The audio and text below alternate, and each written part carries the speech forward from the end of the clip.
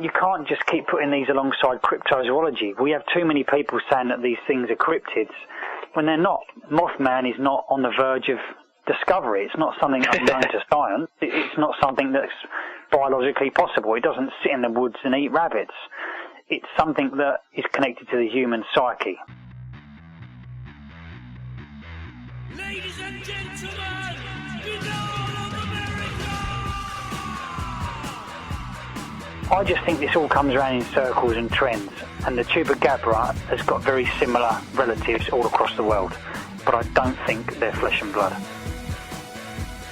I think maybe I often ask the question, does a certain creature still appear if there's nobody there to see it? And maybe the answer to that is no. So in other words, it depends on the individual to actually see it, almost like a holographic projection. I almost refuse to believe, despite believing in some strange stuff and having some weird experiences, I don't believe that little green men or whoever are coming into people's bedrooms from flying craft and zipping across the skies from other planets. I think there's something going on here with us that we don't understand.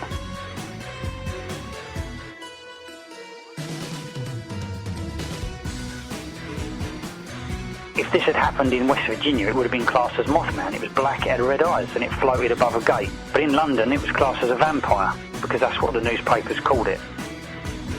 Maybe the Loch Ness Monster is a tulpa as well, but if you start telling that to people, they'll start slagging you off, because they're saying, well, I've seen it, I know what I saw was real. But then how do we define real in that sense? And now, ladies and gentlemen, Banal of America Audio, with your host, Tim Banal. What is going on, my friends? This is Tim Banal of banalofamerica.com with another edition of BoA Audio Season 7.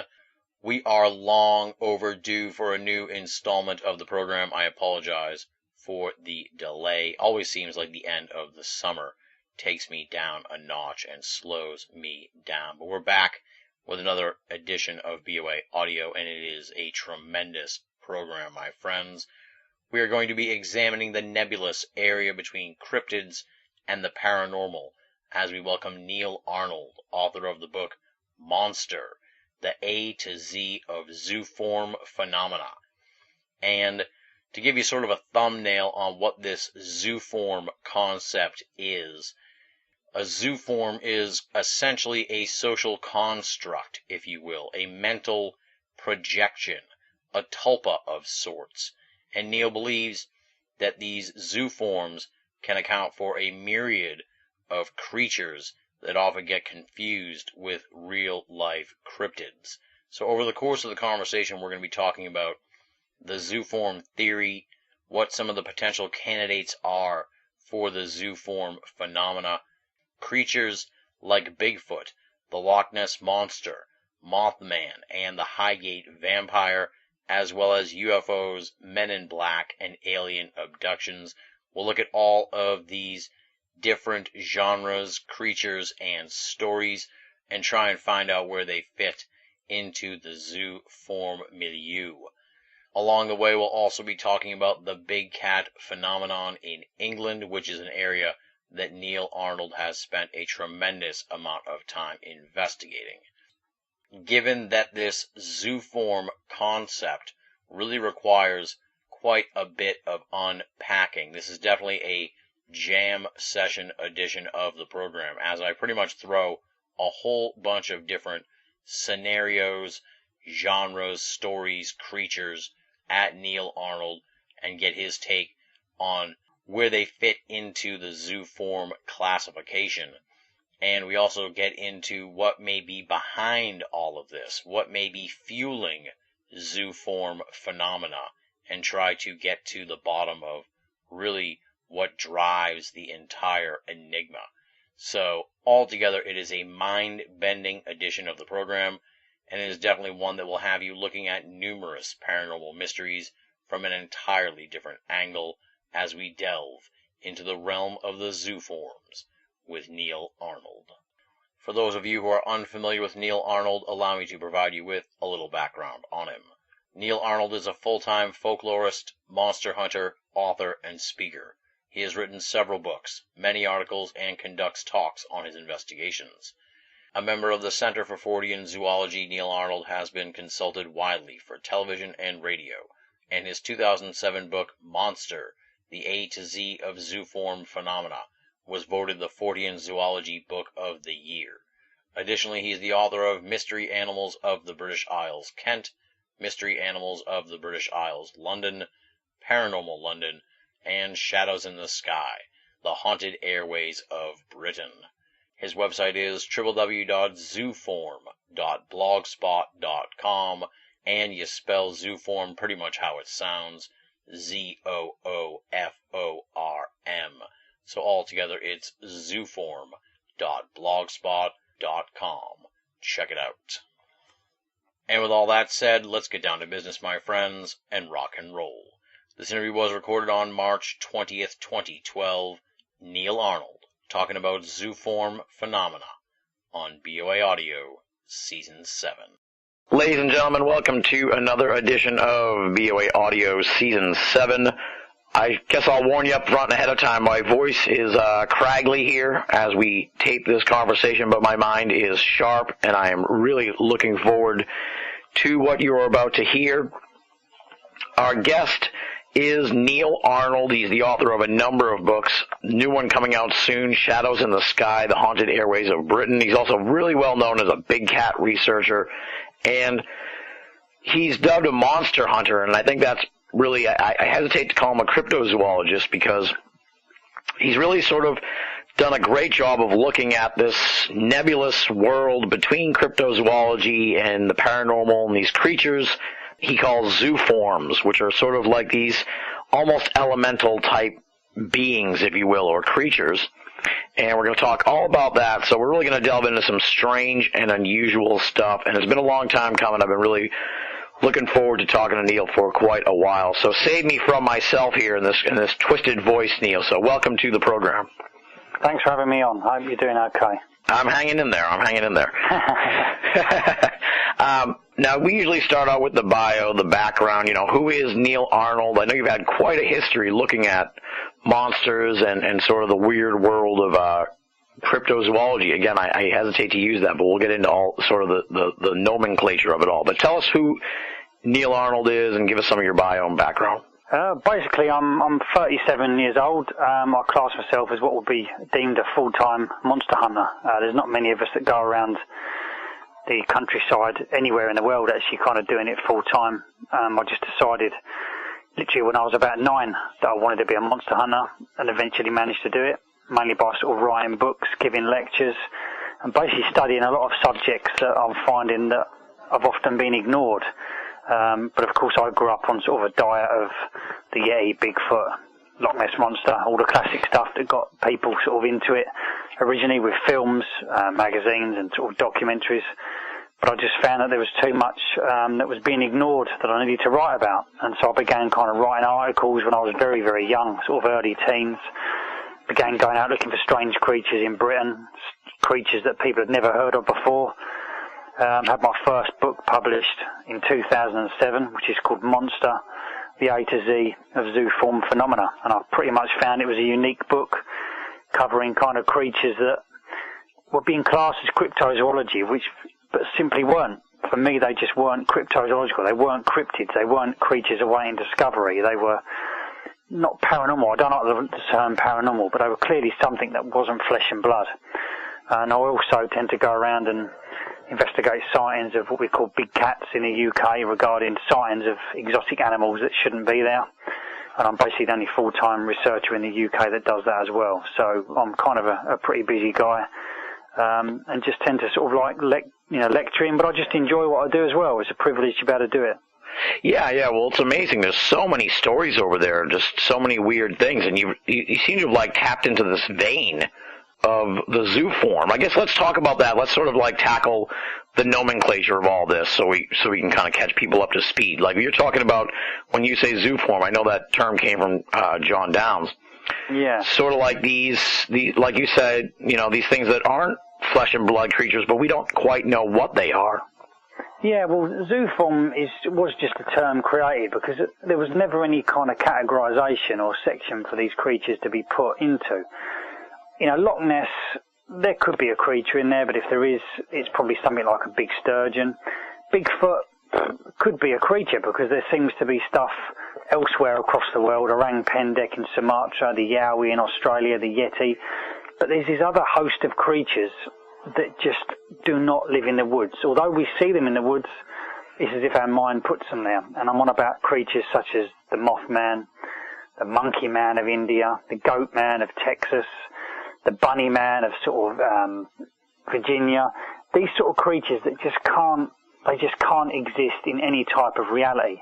People definitely see them, but of course people also definitely see ghosts to an extent. But I think there needs to be some type of bridging the gap, looking at things such as hellhounds, you know, the phantom black dogs. They're not flesh and blood creatures. A lot of these things are tribal, some of these things are folklore, some of these things are misinterpretations or hoaxes. But if you believe something enough, it can actually start to happen. And I think that's certainly the case of Mothman, which to me is simply like a creature that's been born from legends we had many years ago of harpies and that sort of thing, Clash of the Titans and Sinbad sort of stuff. But zooform is certainly a category to put these things into because they're not cryptozoological. Right, exactly. And it's a great, you know, kudos to John and you for sort of like popularizing this because we needed a term to sort of lump these things into because they too often do get pushed into cryptozoology and nobody wins when that happens. No, I think the term zooform was just something that John Downes kind of made up simply because all it describes is sort of demonic paranormal style entities with animal characteristics. So we're talking about sort of dog-headed men. We still have so-called sightings of centaurs and satyrs. But we of course call them Goat Man nowadays. So I think Owl Man was another one in the UK. And I think you can't just keep putting these alongside cryptozoology. We have too many people saying that these things are cryptids when they're not. Mothman is not on the verge of discovery. It's not something unknown to science. It's not something that's biologically possible. It doesn't sit in the woods and eat rabbits. It's something that is connected to the human psyche, whether it's in a similar way that a poltergeist is, whatever we want to call them. I'm not a big believer in ghosts, but I believe that lots of people do see very, very bizarre things, and I think monsters, along the same lines of type of werewolves, we still have modern-day werewolves, but of course it's moving on from the werewolves of what we knew when we grew up as kids. Well, it sounds like you're suggesting that they're more of like a tulpa than any sort of, I was going to ask if you thought maybe there was an interdimensional element to this. So Yeah, definitely. And I think that these things certainly could be connected more to the area they belong to or that person that sees them. You know, I think Mothman, he never looked like a moth whatsoever. They gave him that name. The newspapers gave him that name. The media created it, and the more the media put it out there, the more people started to see it. And I think in some instances people may have seen large birds, but then of course you had the Men in Black that were seen around the same time, the UFOs, alleged cattle mutilation. So it's all kind of, we like to think it's all connected, but I think a lot of these are more connected to the actual individual that sees them rather than any type of sort of, woodland creature. And I think we've always had fairies and elves and stuff like that, but these things have kind of died out over the years, so we need other things to replace them. Absolutely, yeah, and just because we're thinking here and saying that maybe it comes from the mind doesn't make them any less fantastic. No. If they say, if somebody says to you, oh, it's all in the mind, that doesn't mean you're being skeptical. What it's saying is the mind is a very powerful thing. When you sleep, bizarre things can happen. I think legends of vampires have come from this sort of thing. And another phenomenon which I also would like to connect to this sort of thing is alien abduction. I don't think there are aliens, but I think that there are aliens in the same way that we have sleep paralysis, old hag attacks, things that come in the night. I think it's all deeply connected. I think alien abduction is a modern-day version of the old hag. But, of course, then we're going off on a tangent, and, of course, you could end up sort of going round and round in circles.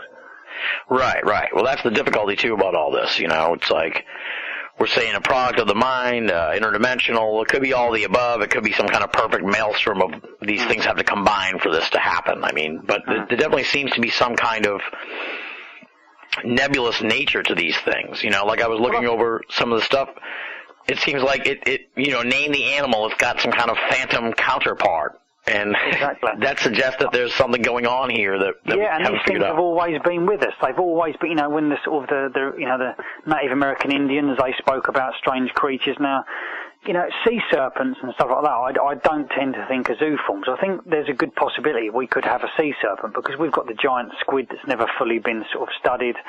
I think Bigfoot, it seems to be leaving very large prints, although don't seem to be finding any feces or a body at the moment. There's a good suggestion that, there was a few zoologists that have actually seen orang pendek in Sumatra. Now, of course, people could say, well, we've seen Mothman as well, but Mothman doesn't leave prints. Mothman, there's no hair samples from Mothman. There's no sheep kills from Mothman. I think that Mothman and the Jersey Devil are a sum of many parts, but I think Bigfoot could very much be a cryptid. It's certainly a creature that could be bordering on sort of, being discovered at some point. Right. Well, you hit the magic word there in a sense, because what I was just thinking of is a creature that sort of inhabits the very border between these two worlds we're talking about, and that's the chupacabra, because it's like it could go either way in a sense. I'm not sure where I would put that, and I know you've done a lot of looking at the creature, so what do you think? I don't think there's any such thing as a chupacabra whatsoever. I don't think it's ever existed. I think I did an article a few years ago for I think it's a Canadian publication called Dark Law. I think they're on about the 5th or 6th volume. I did a piece in there called The Goatsucker Family Tree because I was amazed at how the chupacabra has actually been seen in parts of South America for many, many years. And this is going back 50, 60 years before Puerto Rico. And it's interesting that, in Texas they see these weird dogs and they class them as goatsuckers, but they're not. It's down to interpretation. Right. I think that the chupacabra is a sum of several parts. Now, Jonathan Downes, who's like a Fortean researcher and also a monster hunter, has kind of looked into this in his book. He wrote a book about it, Island of Paradise, and he actually looks at the possibility that there is a mix between a natural species that people don't understand, anything from porcupines, mongoose, the way they kill, and the way they drain the blood, predatory cats, and very similarly, it reminds me of the Jersey Devil. People have sort of got their own interpretation. People are saying there's this little winged creature, but I find it amazing how the chupacabra is very slowly dying away now. Nobody's really seeing it. People were connecting it to UFOs at the time. Government experiments gone wrong. And we always do that. We've done that with the Montauk monster that was found a few years ago on the beach. We've done it with Goatman. I just think this all comes around in circles and trends. And the chupacabra has got very similar relatives all across the world. But I don't think they're flesh and blood. Interesting. Okay, maybe like a misidentification of something else going on too, right? Well, in a sense, you could have an animal that people don't understand, like an escaped pet. Like in the UK, bizarrely, we have legends of dragons that go back 400 to 500 years. Oh, wow. Now, the dragon, for me, is the most perfect zooform creature on Earth because it's never ever existed. And yet, why is it so strong in our culture? In, sort of Asia, China, Japan, there is dragon stories. But we don't have dragons. A dragon cannot exist. So, in one sense, a dragon is a very strong folkloric creature, but the next minute, a dragon could then become the Jersey Devil. So I think we've always had these things. They're archetypes to an extent, but we certainly can't have dragons living in the British woods. But in folklore, they exist. That is really strange. I never really kind of considered that, but it is sort of weird that, like, in human history, dragons play such an important role, but they really don't, like you say, they don't exist. It's just, that's a strange sort of paradox. Most of the reports we've got from Britain seem to describe large snakes, and certainly back in medieval times, if people had an unusual pet, something like a crocodile that had escaped, we may not have understood what that was. I think that the chupacabra is a similar style thing. Now, I'm not saying that people aren't seeing this thing. Some people are saying it's sort of got glowing red eyes and it levitates. But these things, again, have been all sort of through folklore. Lots of South America has had this sort of thing actually taking place for many, many years. They've had these sort of winged dogs in Chile in 2004.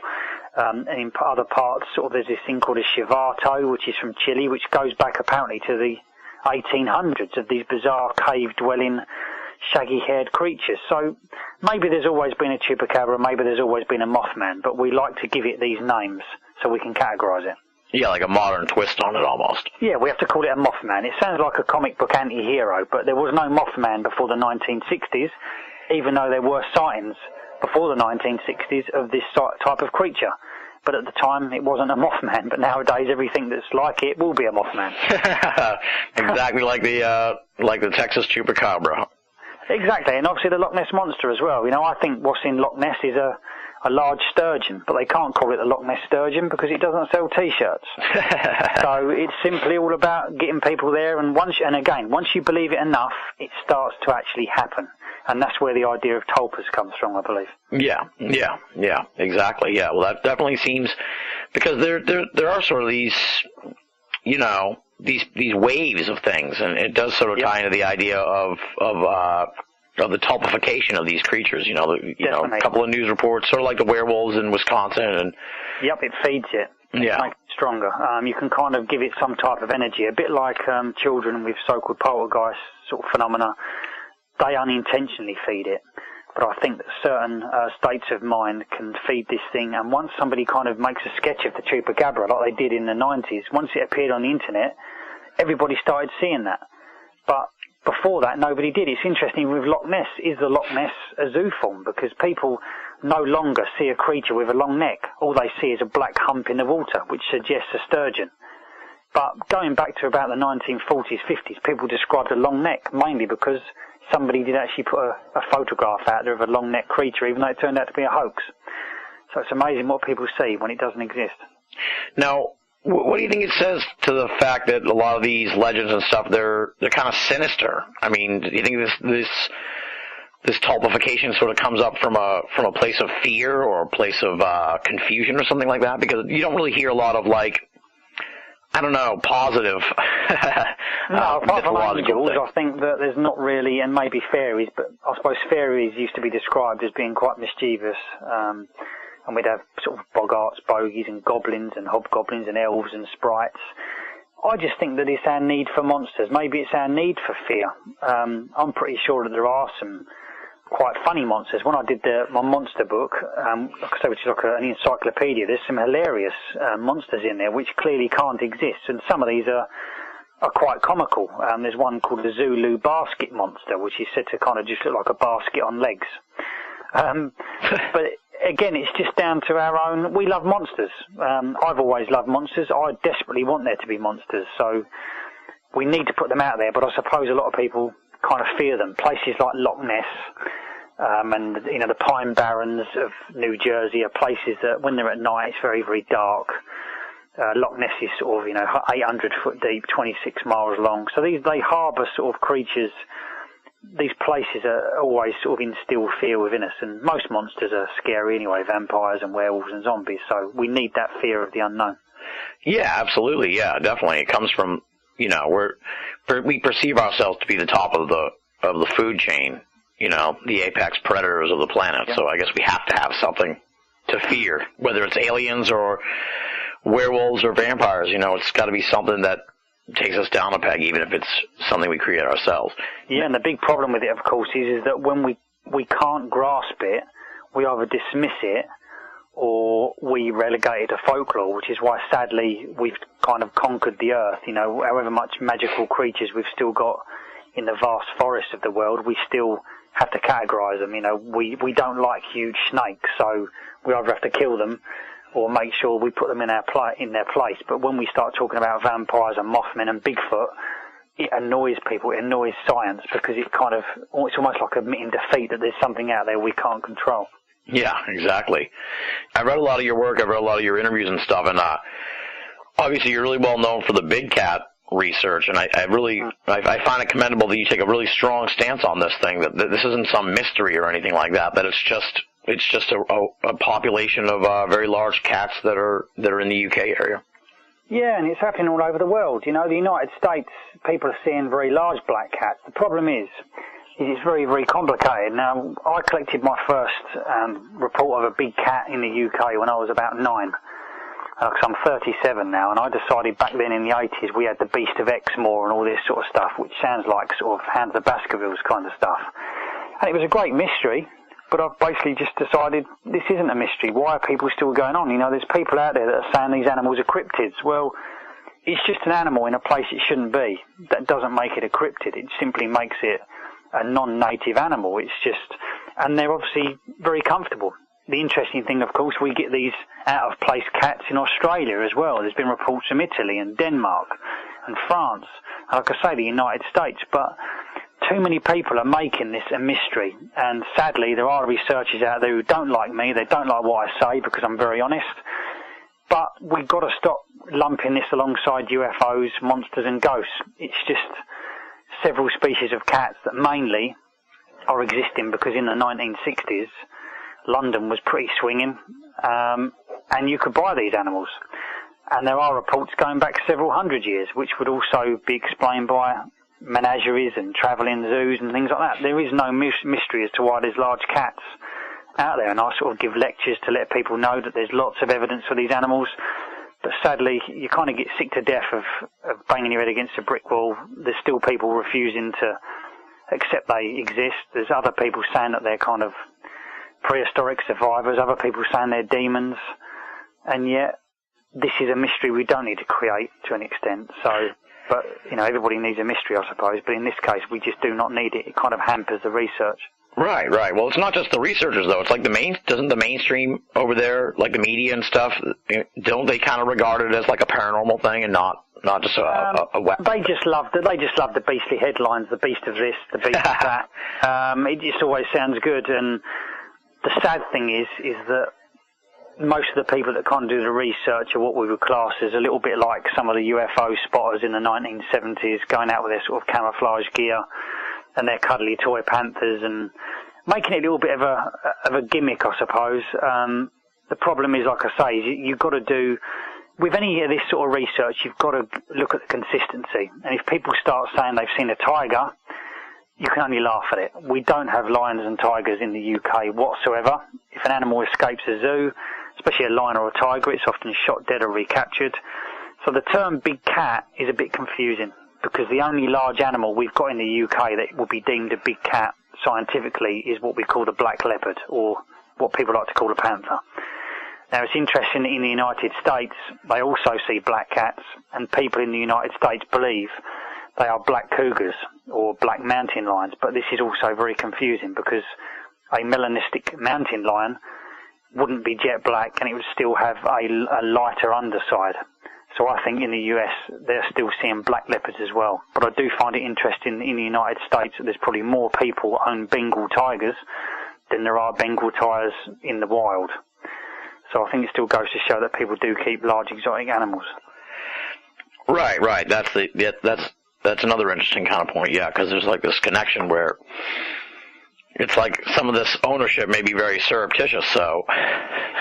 Well, a lot of drug dealers tend to have Bengal tigers in the United States. And in the 1960s in the UK, you had a lot of people, whether it was sort of drug dealers or anybody with wanted a bit of status symbol would literally walk around their street with their pet mountain lion or their pet leopard.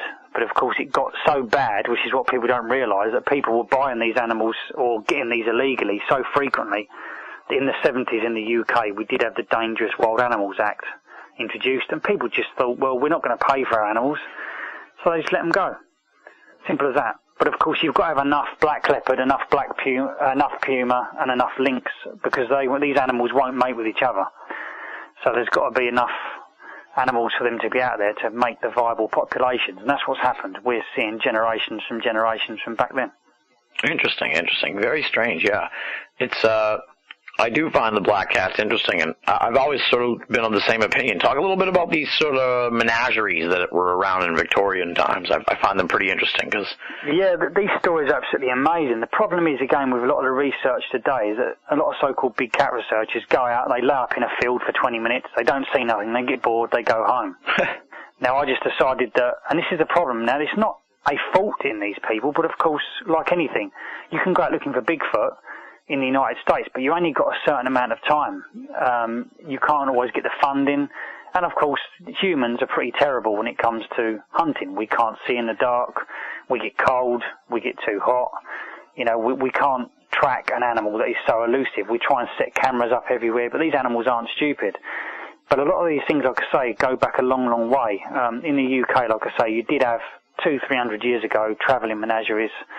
People such as Barnum, as well in the United States, would go around with their so-called alleged sea serpents and mermaids, and they would just fool the public into sort of coming to see these great exhibitions, and people would pay because, of course, they couldn't afford to go across the other side of the world to see a so-called leopard, so they'd go to the local circus.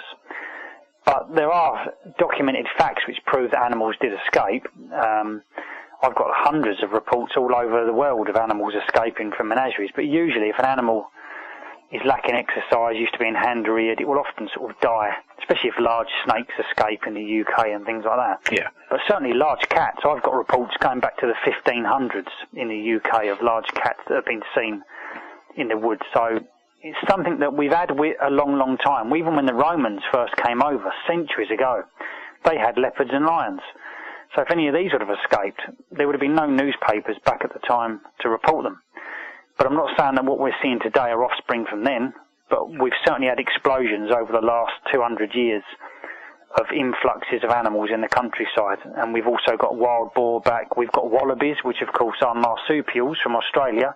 We've got loads of wallabies in the UK. We've got strange creatures like parakeets, which has now established themselves. So there's certain animals can survive here. Yeah, well, it reminds me of, I don't know if you heard the story. I think it happened like in December maybe, where like this guy here in America, he had like a zoo of some kind, and he went crazy and killed someone and then let all the animals out. Right, okay. Yeah, and it was like tigers and stuff running around in the cities and stuff. It was weird. Yeah.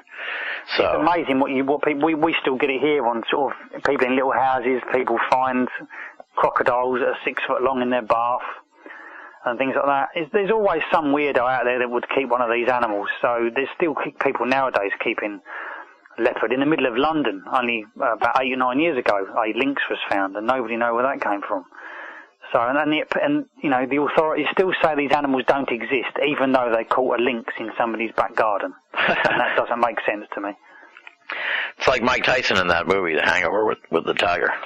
Exactly. The trouble is, like I say, in the UK, we get reports of, in the 1960s, it all began with the so-called Surrey puma legend, and yet most of the sightings at the time, people described a lioness because they didn't know what a puma looked like, because most people think pumas are black. They get so confused. A lot of people think a panther is a species of animal, and there's no such thing as a panther, so it gets quite confusing for people if they don't know what they're seeing. So the Surrey puma was probably just an escaped pet from a collection owned by some rich person, but they were describing it as a lioness report. Sadly, we still get reports of lions and tigers, and it kind of makes my sort of research look inadequate, because some idiot somewhere else is saying there's lions and tigers on the loose, and it's in the UK that just doesn't happen. Yeah, exactly. Well, especially as established species, anyway. Yeah. Well, I find it interesting, too, one of your more recent books here, The Mystery Animals of the British Isles, London. Just, you imagine that, like a city like London, I lived in London for about 6 months back in the year 2000. To imagine that there's mystery animals running around London is like almost unbelievable to me, but also when you think about just the vastness of it, it does have potential there. Definitely. The reason I did the book is because I belong to the Centre for Fortean Zoology, which is run by Jonathan Downes, and he wanted to do a series of books based on each English county. And in 2009, I did an absolutely huge book called Mystery Animals of the British Isles, Kent. And then I thought, I've got to do the London one, because nobody else has ever written a book like this before. We get folklore books in the UK, but there's far more better book selection in the United States, because over here we tend to get a lot of ghostly stuff. There's nothing really about mystery animals. So to do the book was a real sort of a huge buzz, and I was amazed at the amount of, the book is sort of 400 pages, sort of almost 200,000 words, and I was just amazed at the amount of stories of right up until the modern day of strange creatures that are seen. But what people don't realise, of course, is that London isn't just about fog.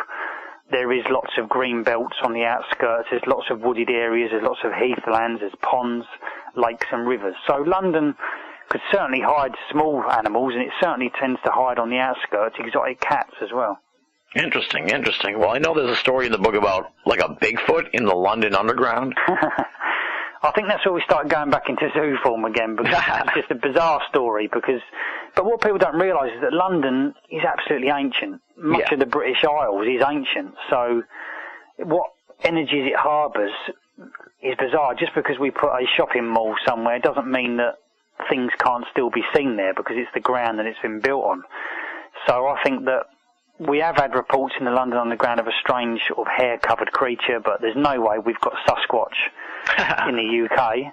But people do see in the UK strange creatures. A couple of years ago, Nick Redfern, who lives in Texas, he did a book called Man Monkey, and that described several creatures in the area where he used to live in the north of England, of a strange monkey-like creature. So maybe these are demonic, maybe these are medieval type of spirits, like the woodwose or a wild man of the woods, not sure, but maybe again it's to do with the human psyche. Yeah, well, I know I've talked to Nick a lot about the Bigfoot in the UK, and he seems to think that, you know, that it's just too small to really sustain that kind of population, and that maybe that's... It's impossible. It's not just too small, it's actually biologically impossible, because the UK has never had an ape species. The closest we've got is sort of the Barbary ape.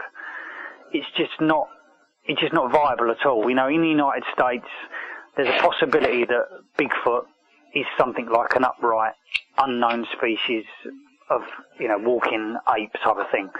It could be like Gigantopithecus. Certainly in Sumatra, the jungles, they have got this orang pendek, which I think will be an amazing discovery, and I think it's on the verge of happening, because 2 zoologists have seen this creature. But in the UK, we've got forest, but we can't have a Bigfoot. We don't have Bigfoot prints or anything like that.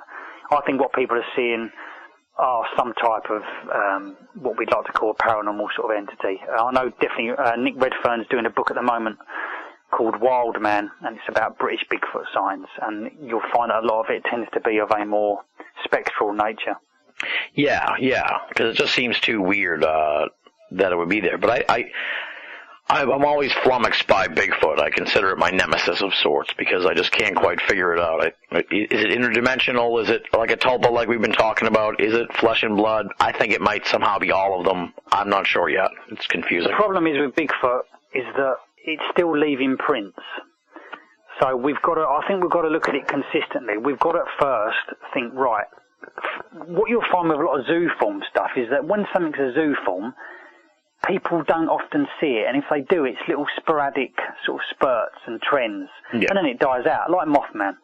But Bigfoot has been seen for about 200 years, I believe, in the United States. So it's got...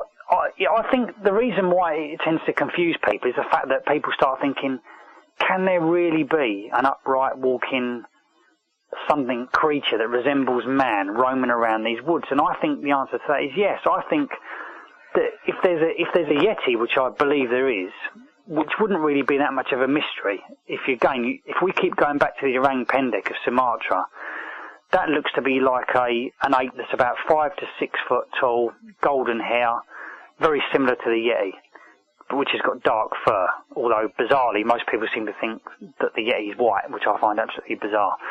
But Bigfoot could well be some type of upright walking ape.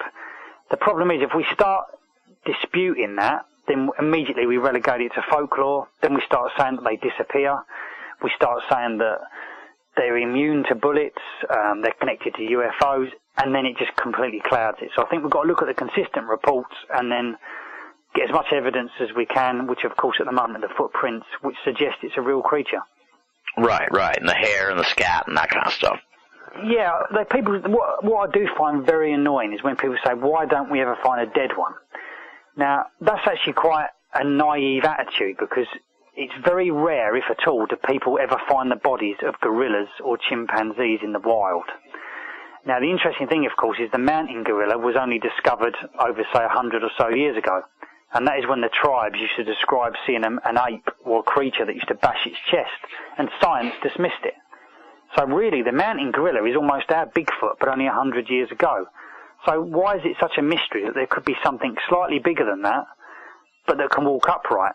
Where I am in Kent, we've got a zoo, and there is a silverback gorilla there, which has been watching humans for the last 3 years, and is now able to walk comfortably upright.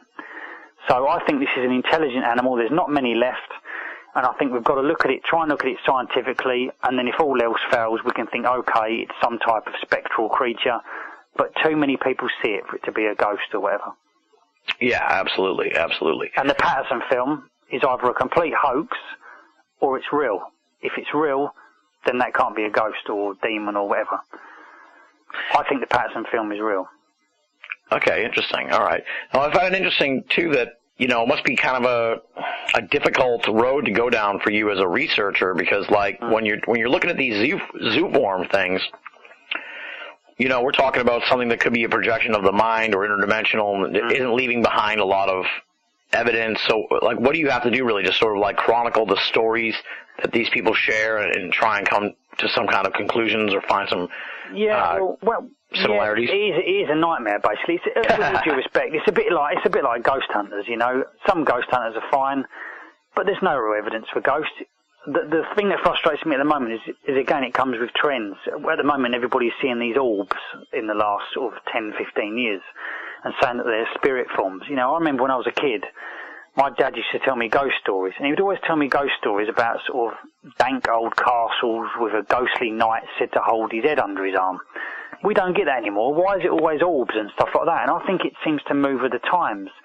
And I think, again, it's the same with zooforms. You get most of these reports are one-offs, and I just decided many, many years ago I would write a really small article on these zooforms, and suddenly I ended up with a 100-page little booklet, which I called Alien Zoo at the time, and then it ended up a 400-page book called Monster. And I just thought, there are so many creatures that, whether they're more folkloric or they're spiritual, from Japan, China, Russia, sort of parts of Africa, Australia, the United States, they're clearly not real. But somebody somewhere has seen something, and not everybody's mad, not everybody's drunk or on drugs. But was it to do with that type of individual? I think maybe I often ask the question, does a certain creature still appear if there's nobody there to see it? And maybe the answer to that is no. So in other words, it depends on the individual to actually see it, almost like a holographic projection, which makes it very complex, because then we're dealing with the mind and that sort of stuff. Right. It goes back to really, you have to, like...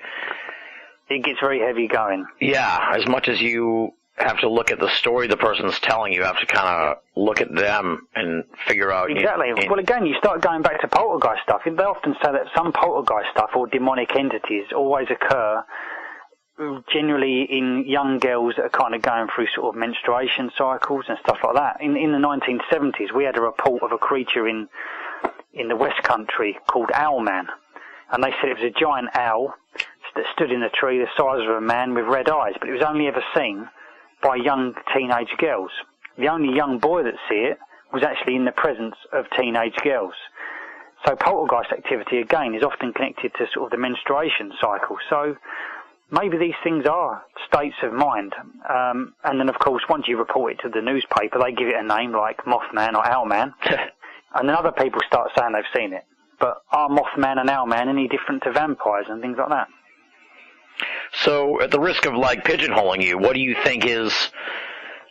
cryptids do you think are really out there? Like the orang pendek, the Bigfoot? I think, yeah, and obviously, again, animals awaiting discovery or rediscovered. Certainly the thylacine, or what is known as the Tasmanian tiger, I think is the most likely cryptid, an animal that was extinct and is probably without a doubt still out there. Loch Ness Monster, sadly just a sturgeon. There's no way that there's a plesiosaur in Loch Ness. That is, again, you've got to look at consistency, and that is scientifically impossible, because you can't have a 60-foot-long plesiosaur going through Loch Ness, because it would need to surface all the time. People are just generally seeing a black hump. I think the Yeti is a big possibility. But again, you're looking at sort of most of these large mammals have probably been discovered, but we're still finding things, the size of the okapi. Certainly the place that I think hides the most cryptids is the ocean. And I think there could be anything down there.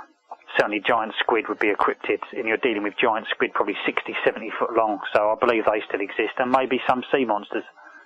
Interesting. We'll talk a little bit about that. What do you mean by sea monsters? Just sort of like, now you say like it's not possible for a plesiosaur to be in Loch Ness, but are you leaving the door open for it to be in the ocean or something? No, I don't think that there are. No, because basically Loch Ness a few thousand years ago was like a block of ice. There are ways in and out to the sea. Although it's 26 miles long and 800 feet deep and jet black, I've actually been there.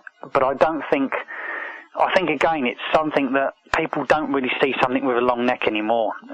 But a sturgeon can obviously go from both waters and can travel upstream and end up, and we have had sturgeon near River Ness before. I think it's become an icon, a Loch Ness Monster, but the ocean is completely different because you're going, it's a bit like some of the more remote jungles of the world. If there's going to be a living dinosaur, then it's going to be somewhere like Guyana, possibly somewhere like the Amazon or the Congo Basin. But I don't think there's still undiscovered populations of dinosaurs around. But I think that the ocean could certainly still hide undiscovered creatures that, have never a lot of giant squid. There could be something 70 foot long in the ocean, you'd never find it. People say there should be more carcasses, but we know the giant squid exists because of the sucker marks on the sperm whales, but we just haven't got the technology to go down that deep. Exactly, yeah. And considering, the vastness of the ocean, like you said, there could be something even stranger out there. You never know.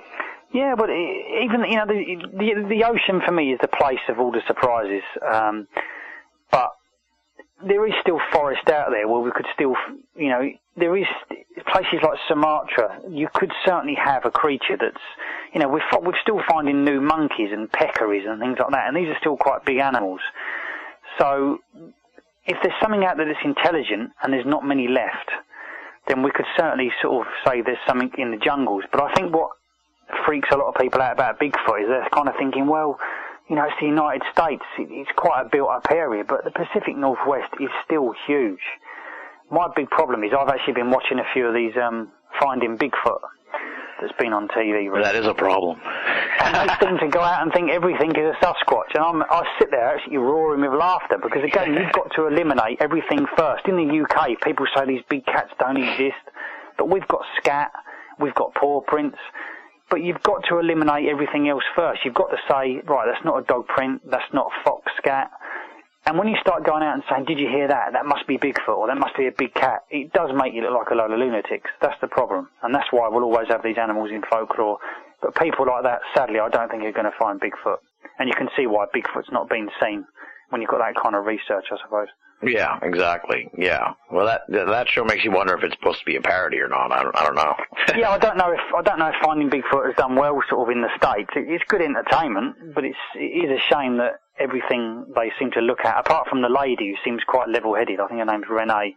She seems quite sort of, why would that be a Bigfoot? And that's how it should be. You can't sort of say, well, we heard a noise, that must be Bigfoot all the time. And I think tends to make a bit of a mockery of it, but sadly, like I say, it's all entertainment. So exactly.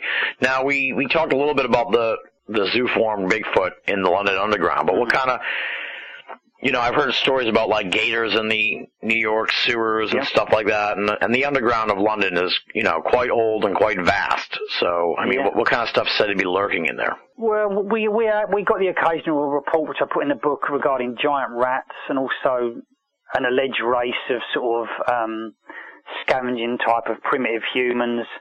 But a lot of the old stations are quite eerie. A lot of them have been shut down for quite a few years. But the creature regarding the so-called Bigfoot was more a case of there was an alleged report from Devon in the West Country going back to, I believe, to the 60s or before that, of an alleged wild man of a sort that was caught on the local moors. And he was sent off to a secret underground location beneath London Underground. So some people believe that maybe this is kind of the spirit of this kind of dishevelled wild man. So that's really where the story come from. But of course, newspaper would like to say it's Bigfoot on the London Underground. Yeah, it does make it sound a little bit silly, But yeah, London Underground is very old. There's lots of ghost stories about London Underground, so maybe that's just one of them. Yeah, very weird. Well, I've seen films here in the States about people living in the subways of New York and stuff. So I imagine that it actually must be happening in London too, where the homeless. There was a British film in, I think it's about 1970 something, and it starred Donald Pleasance. It was called Deathline. I think it's also known as Raw Meat, and that was about these sort of hidden races of people below London Underground that were kind of feeding on drunks and tramps and people like that. But I just think they're urban legends, a lot of these sort of things. But, you know, they still make for good and sinister stories. Yeah, I certainly don't think they're organized, but I do think that there's probably homeless people that are living in there just by... Yeah, the trouble is it would be very difficult getting down to some of these places. It's not the most easy living conditions, because apart from rats, there's probably nothing to live on whatsoever. And to be walking these tracks at night would be difficult as well, because they are patrolled anyway. So apart from ghost stories, I think that there's not really sort of any hope for anybody living down there. Certainly not Bigfoot anyway.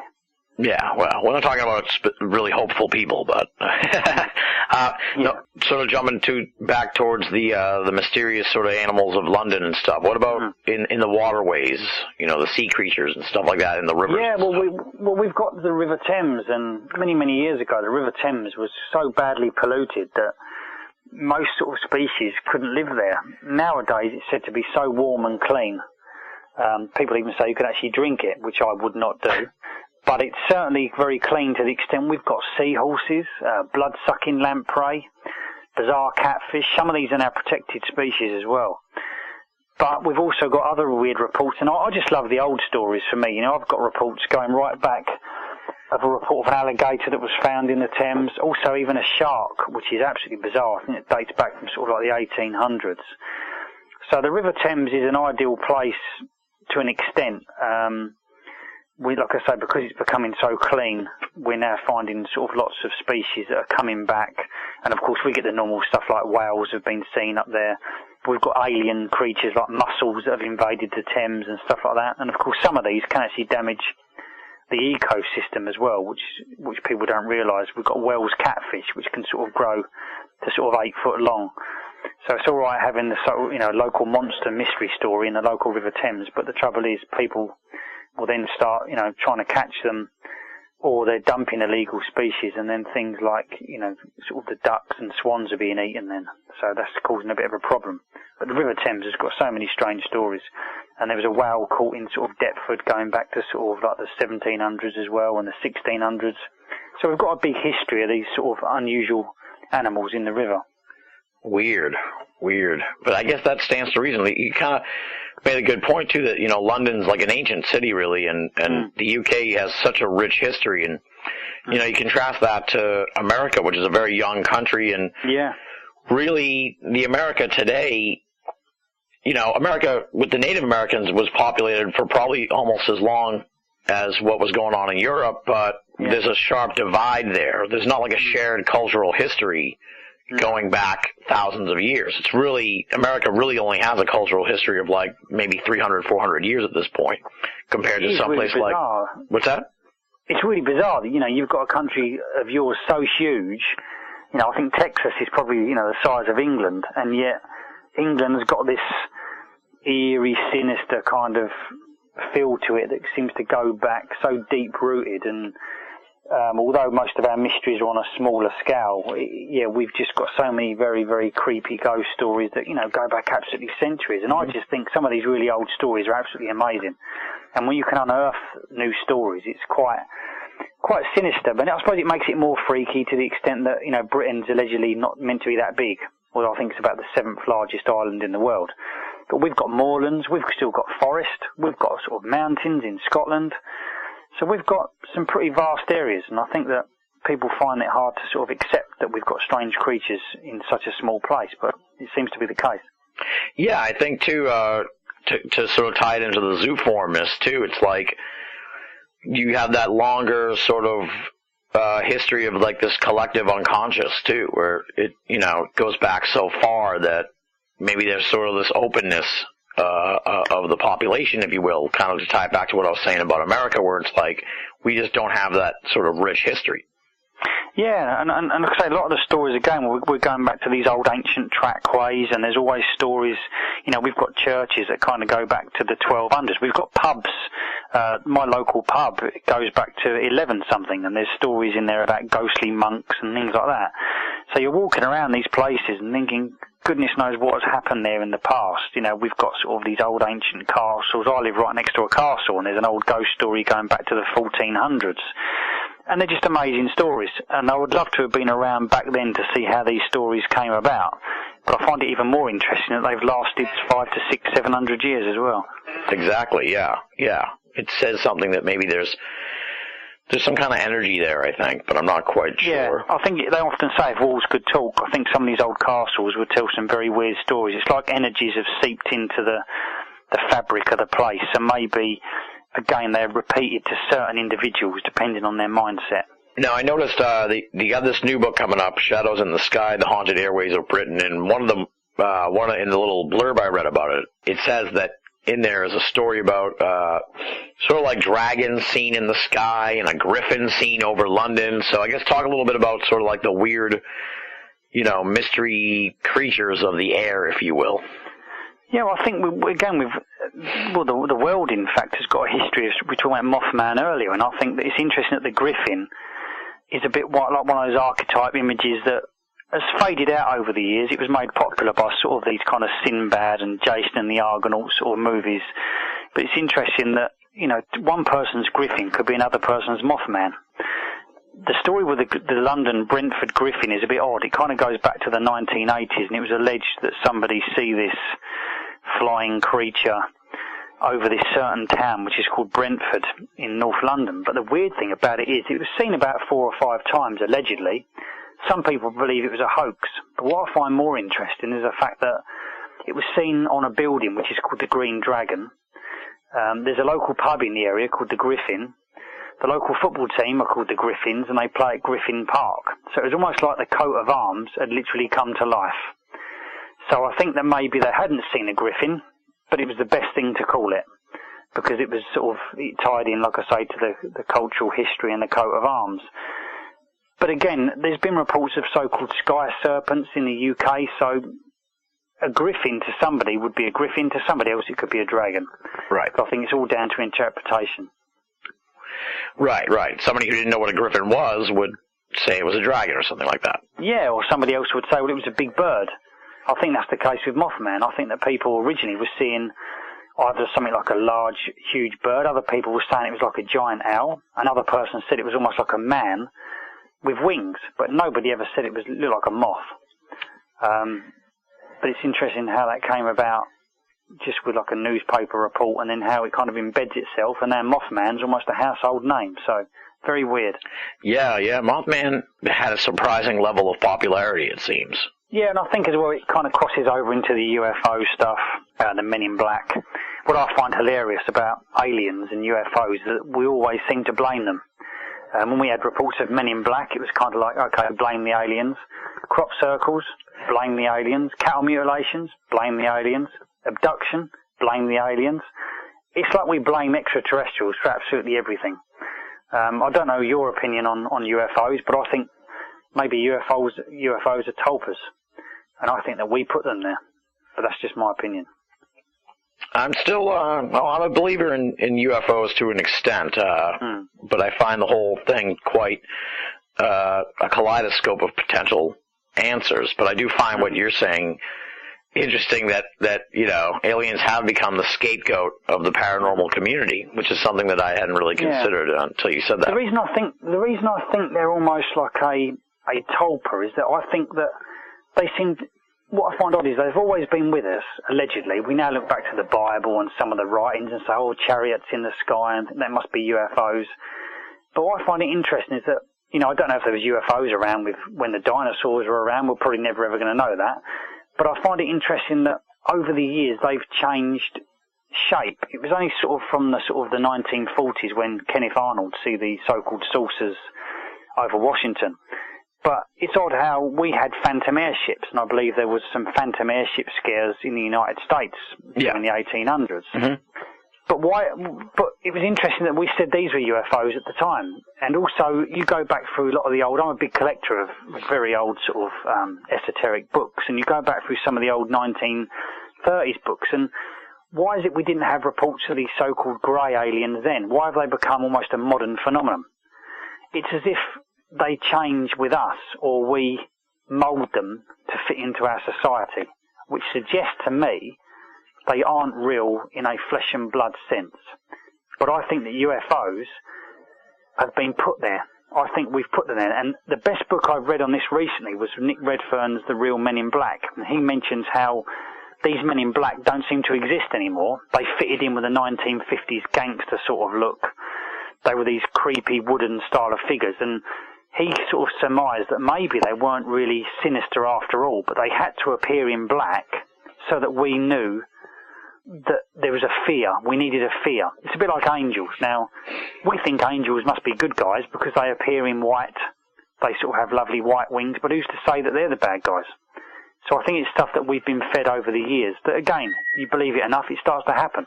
Maybe UFOs are one of these things. Well, it's interesting, too, because I was thinking about this when I was asking you about why it seems like a lot of these zooform things aren't positive. And that's that, you know, maybe this, like, that whole wave of, like, contactees and stuff, maybe that was, you know, for lack of a better term, like a zooform or some kind of tulpification or, you know, a manifestation of the mind. Because it did seem to sweep across the nation and, you know, it was very nebulous. Yeah, I think, again, it's very difficult. Basically, see, what I find interesting is you mentioned about how that they don't seem to be positive, but I think that's because of how they appear. But that's the only thing that seems to be negative. Now, with Mothman, he was seen around this bridge at Point Pleasant, and then, of course, the bridge collapsed and killed 47 people. So we start thinking, well, Mothman was quite sinister. But maybe it had to appear that way to alert us that something bad was going to happen, but it doesn't mean that itself was malevolent. So it could have been something good, but it could only get our attention by appearing like that. You know, if it appeared as a flying cow, then we may have just laughed. So it needed to appear as something slightly more sinister to give us a bit like the Men in Black. So I think that maybe a lot of these aren't bad guys. I think UFOs, I don't know, I just think you've got to look at it from a different angle. I think the abductions are identical to old hag attacks. Now, the old hag is said to be something where you're laying in bed at night, you wake up, you can't move, there's a presence in the room. Sometimes people describe like a witch type of old crone straddling across your chest. Sometimes they say these things take from you your blood, your semen, in the case of what we call wet dreams. Also as well your breath. What I find interesting is that are these things any different from the original incubus and succubus, the male and female demons? Are aliens any different? They say that apparently they take the fetus from people. They take us into these great craft. Is there any difference between alien abduction and the old hag? And I don't know if anybody's actually looked at that, but I don't know. I think that I almost refuse to believe, despite believing in some strange stuff and having some weird experiences, I don't believe that little green men or whoever are coming into people's bedrooms from flying craft and zipping across the skies from other planets. I think there's something going on here with us that we don't understand. Absolutely, yeah. Well, the biggest component... Which makes it even scarier. Elaborate on that then a little bit, because I'm intrigued by why you say it makes it even scarier. Well, if it's to do with us, again, going back to the mind and the human psyche, if you're driving along a country road at night, or you're laying in your bed at night and a weird light appears, and then suddenly you've lost 2 hours, straight away again we think, well, obviously somebody's come down, they've got to be taking us because we've got this image in our mind if we go through regression of this sort of bug-eyed extraterrestrial type of creature. But what if this is connected to the human psyche? Now, we know very little about the mind. If nothing, we've only scratched the surface to this sort of thing. So again, we need a scapegoat to an extent, but we didn't have alien abduction going back 50, 60 years ago, not in that sense. And again, we didn't have these Whitley Strieber type of communion, black-eyed creatures. Some of the old 1950s UFO books describe a whole sort of menagerie of creatures, like these furry sort of dwarves and things like that. Yeah. Maybe they move with the times, just like the Jersey Devil, just like phantom airships, like Men in Black. Now, we blamed crop circles on aliens. Why on earth would aliens make crop circles? It doesn't make sense. Nobody's ever seen an alien make a crop circle. We just think it's aliens because they appear complex and we don't understand them. We think Bigfoot is connected to aliens because we don't understand it, and because maybe somebody see a light in the sky, then Bigfoot appeared, they think there must be a connection. So we're always striving to try and explain things, but I think a lot of this is to do with us. And I find that quite eerie and quite creepy, because you start thinking, well, if I'm being abducted from my bed of a night by these alien type of figures. Maybe it's my mind that's going somewhere. And that's what I find quite creepy. We have a case in the UK going back around 15, 20 years of a family that were continually plagued by these figures coming in sort of the bedroom of a night. The dad in the family was never experiencing this sort of thing. But the interesting thing was that it was next to Ministry of Defence land. Now, I'm not blaming the military for this, but I think the military and the government are more likely to be the cause rather than alien beings coming from other planets. And that's also quite scary as well. Yeah, that's creepy for sure, yeah. Yeah, I see what you're kind of saying. It's like, why, you know, raises the question of why are we conjuring these things up? And then it makes you wonder why, you know. Well, that's the trouble again. We're never really going to truly know because it's to do with the mind. And again, you've got to go only real scientists can do that. And as far as I'm aware, not many scientists are looking into that. I know there's some people, there's a great American book, by Dr. Hufford, I believe, called The Terror That Comes in the Night. And it looks at hag attacks, and he describes how in certain parts of the United States people see a certain type of figure, and they always describe an old hag. What I find bizarre is if you look at these different cases, but in different parts of the world, it differs. In Zanzibar, they've got a creature called the BoA, and they describe it as a little black type of baby with one eye and bat wings, and it comes in the bedroom of a night. Now, I know people very close to me that have had weird experiences. So why should the alien abduction syndrome be any different from the hag attack? I know people that have been attacked in their beds of a night. There's been blood in the bed, but they've never left their beds. And I doubt that they've actually seen that this actual hag has been in the room. So what is actually happening? Maybe it's happening on an astral level, and maybe that's where legends of vampires come from. Yeah. Yeah. Well, that's a good segue, actually, because you have a chapter in the book called Neil Arnold versus the Highgate Vampire. And I've gotten a bunch of emails from people in the past asking about the Highgate Vampire. So talk about this story and how you ended up in some kind of feud or duel with him. Well, basically, in the late 60s, London, like I say, was quite a swinging place. I'm very into 1960s culture. I love all stuff like the Rolling Stones and the Beatles and stuff like that. But swinging 60s London, again, was a time of sort of freedom. There was lots of so-called devil worship and alleged stuff. And there was this very creepy cemetery in London called Highgate. And it looks like something from a Hammer horror film set. And people started to report that they were actually walking past the old sort of wrought iron gate, and they were seeing this black figure that was kind of draining them of energy. Some people describe it as having red eyes. Other people believe that it was summoned, or it was a negative energy that was spawned by devil worshippers. And then basically people started coming out saying, well, it's a vampire. Well, to some extent it is, because a vampire, all a vampire is something that drains energy. It's not, you know, what people think, you know, Christopher Lee or people like Twilight and that sort of stuff, but it shows how it moves on over the years. Right. But then other people started saying, no, it's an actual vampire. Somebody claimed they went to the cemetery and actually sort of exorcised it. There was lots of arrests at the time, grave desecration. Somebody claimed that there was people having sort of puncture marks in their throat overnight. Other people said they see zombies rising out of the tombs in the cemetery. And I just wanted to investigate this because there was only kind of two guys that really investigated it at the time, and they eventually fell out, and they've been feuding for many, many years, sadly. They've both written books on it. One guy believes it was an actual vampire, and the other guy believes it was a malevolent type of entity, like a dormant sort of draining spirit. Yeah. I believe, again, like Mothman, and it's interesting that it was around the same time as Mothman. If this had happened in West Virginia, it would have been classed as Mothman. It was black, it had red eyes, and it floated above a gate. But in London, it was classed as a vampire, because that's what the newspapers called it. And that's where the legend of the Highgate Vampire came about. And it's absolutely an amazing story. But I think it's a similar thing all over the world. We call them vampires, we call them Mothmen. We've got to give it a name. And the more people you put it out there, it starts to happen, and then it gradually just fades away because, of course, there's not that level of interest anymore. Right. And how did it? Well, what's the significance of Neil Arnold versus? Well, because basically I decided I would investigate it, and I went there, interviewed lots of people, and it became an almost personal sort of quest.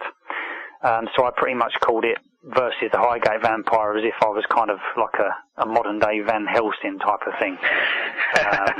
And in the actual book, there's all these amazing... I've got my own illustrator, and he's done sort of all these amazing pictures of me getting chased by Bigfoot, taking on this vampire, and also being attacked by dragons.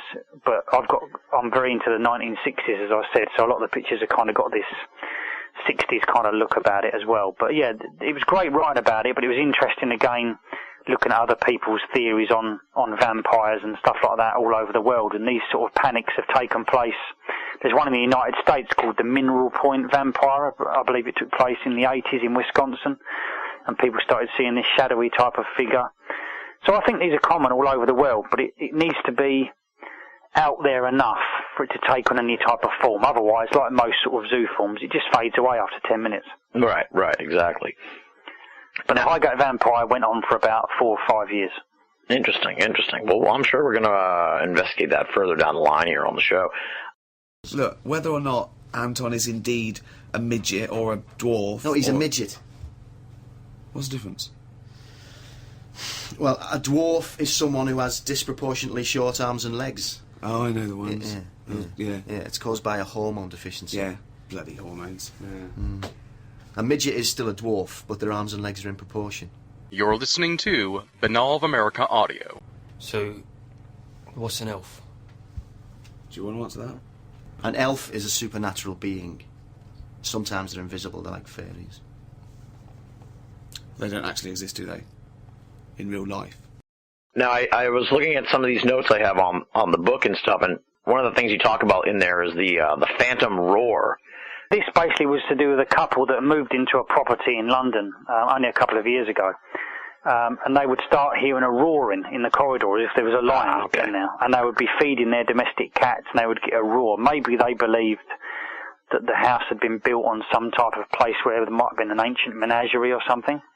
But I'm quite familiar as well with these roars in the sky. The book I've done, The Shadows in the Sky, it actually does mention phantom hums, roars, bangs, explosions and that sort of thing as well, because we've got a lot of stuff in the UK regarding these irritable hums which drive people absolutely mad, but only certain people can hear them. And it's actually resulted in some people even dying, and lots of weird stuff going on. But whether it's come some type of supersonic craft that we don't know about, I think that could be the case in the sense of some of these bizarre roars. Yeah, it seems that way, or like underground drilling or something I've heard people theorize. Yeah. So, alright, yeah, I wasn't sure. But it is odd that sort of stuff's going on, though, because you start thinking, well, this is affecting people, and nobody, the so-called government or the authorities, don't seem to care about it, so why aren't they investigating it? I've got a case in the Shadows in the Sky book about a family or an old couple that moved to a retirement home in the wilds of in Kent, in a rural place, and started hearing these bizarre humming noises that was constant. Nobody else could hear it. They would send out sort of inspectors and nothing would happen. They would make inquiries and nothing would be sort of followed up, and eventually it drove them mad to the extent that the lady died because she was so ill because of the stress. The guy said his teeth and his hair fell out, and they eventually moved away, and this was bizarrely near Ministry of Defence land. So once again, it makes you wonder what's going on, and it's quite creepy once again. I'm not really a big conspiracy theorist, but you do start thinking, well, is this our own government or military doing this? And they obviously don't care about those that they're affecting. Right. Well, it's interesting, too, because we're talking about these things being potential creations of the mind, and as science advances, maybe, I've kind of talked about this with other guests, too, but almost in the interdimensional sense, but it can apply here sort of with the tulpa idea, too, that it could be only a matter of time before one day we pick up the newspaper and hear a story that, that they figured out what part of the mind conjures this kind of stuff. Yeah, maybe one day. But I think because we know so little about the mind, it's good to have science, but obviously sometimes science is a hindrance, especially when looking for so-called strange creatures to an extent. But I think, I don't know, sometimes you get so confused by all this, you don't know who to trust, and then you start becoming paranoid. You could end up like one of these UFO researchers in the 1950s who starts getting harassed by people that aren't there. They make great stories, but you wonder again if you're kind of feeding this sort of stuff, because you're thinking, do we trust our government? Do we trust scientist? You know, is there weird stuff going on with the military? Are all UFOs part of the government? And you do think to yourself, well, if it's not, then what's really going on? Are there things, you know, coming, you know, from different sort of places? Are they coming within? And the more you think about it, I think you just eventually drive yourself insane. But it's mystery, so you need to investigate it at some point. Exactly, yeah. Well, have you know, like I was saying when we started the interview here, like not to get too meta on the conversation, but it's like I hasten to call you a cryptozoologist. Have you sort of run into friction with the cryptozoology community for your take on some of this stuff? Not really. Again, what you've got to find is there aren't actually that many cryptozoologists. A cryptozoologist, to me, is a zoologist that pretty much as a side will also study strange creatures. Certainly people like, you know, Lauren Coleman in the United States, I'd consider him a cryptozoologist. Right. Cole Shuker in the UK, he's had a lot of stuff published. He did the foreword to my monster book, and he's very much of a zoological mindset, but he also does investigate folkloric stuff, because a lot of this stuff does come from folklore, whether it's true or not. But I think as well, you do get, I found it a few times, certainly in the United States, regarding Bigfoot. I know Nick Redfern did a little blog at some point saying about, you know, Bigfoot is probably not real, it's got to be paranormal. And he did get a lot of, you know, harassment with that, and he wasn't bothered about it. But it is a bit sad that you get this type of harassment or people moaning at you, because it's just an opinion. And until Bigfoot is actually found, it could absolutely, like you say, it could be anything. And I think that Mothman and Jersey Devil has proven that we can have things that exist for a while that clearly are a sum of many parts. But I think with some things we have got to be more grounded and say, okay, we have got these prints of Bigfoot, and people like Dr. Jeff Meldrum seems to be investigating this sort of thing. I've seen numerous documentaries regarding the Patterson film, and they have said 100% that it's real. And they've proven that with saying it can't anatomically be a hoax. So if it's not a man in a suit,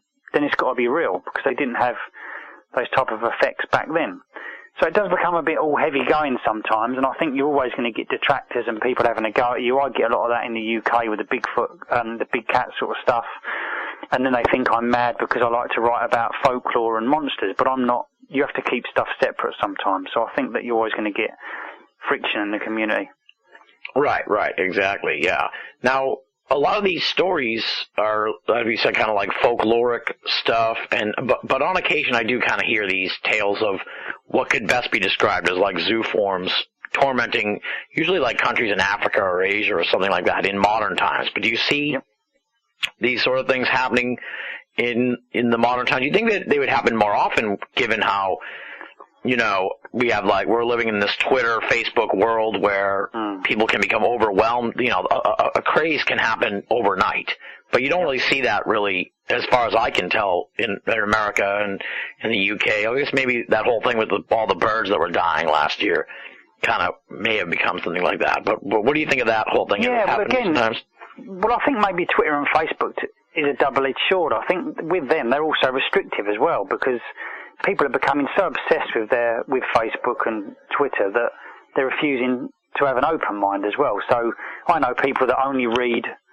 you know, we have newspapers in the UK that are atrocious, and people read them and they will come up to me and say, oh, have you read this in the paper? It must be true, it's in the paper. Now, we know the power of newspapers that, you know, they completely lie most of the time and exaggerate. But Twitter and Facebook is easy to spread a rumour, but I think that there are certain crazes which catch on.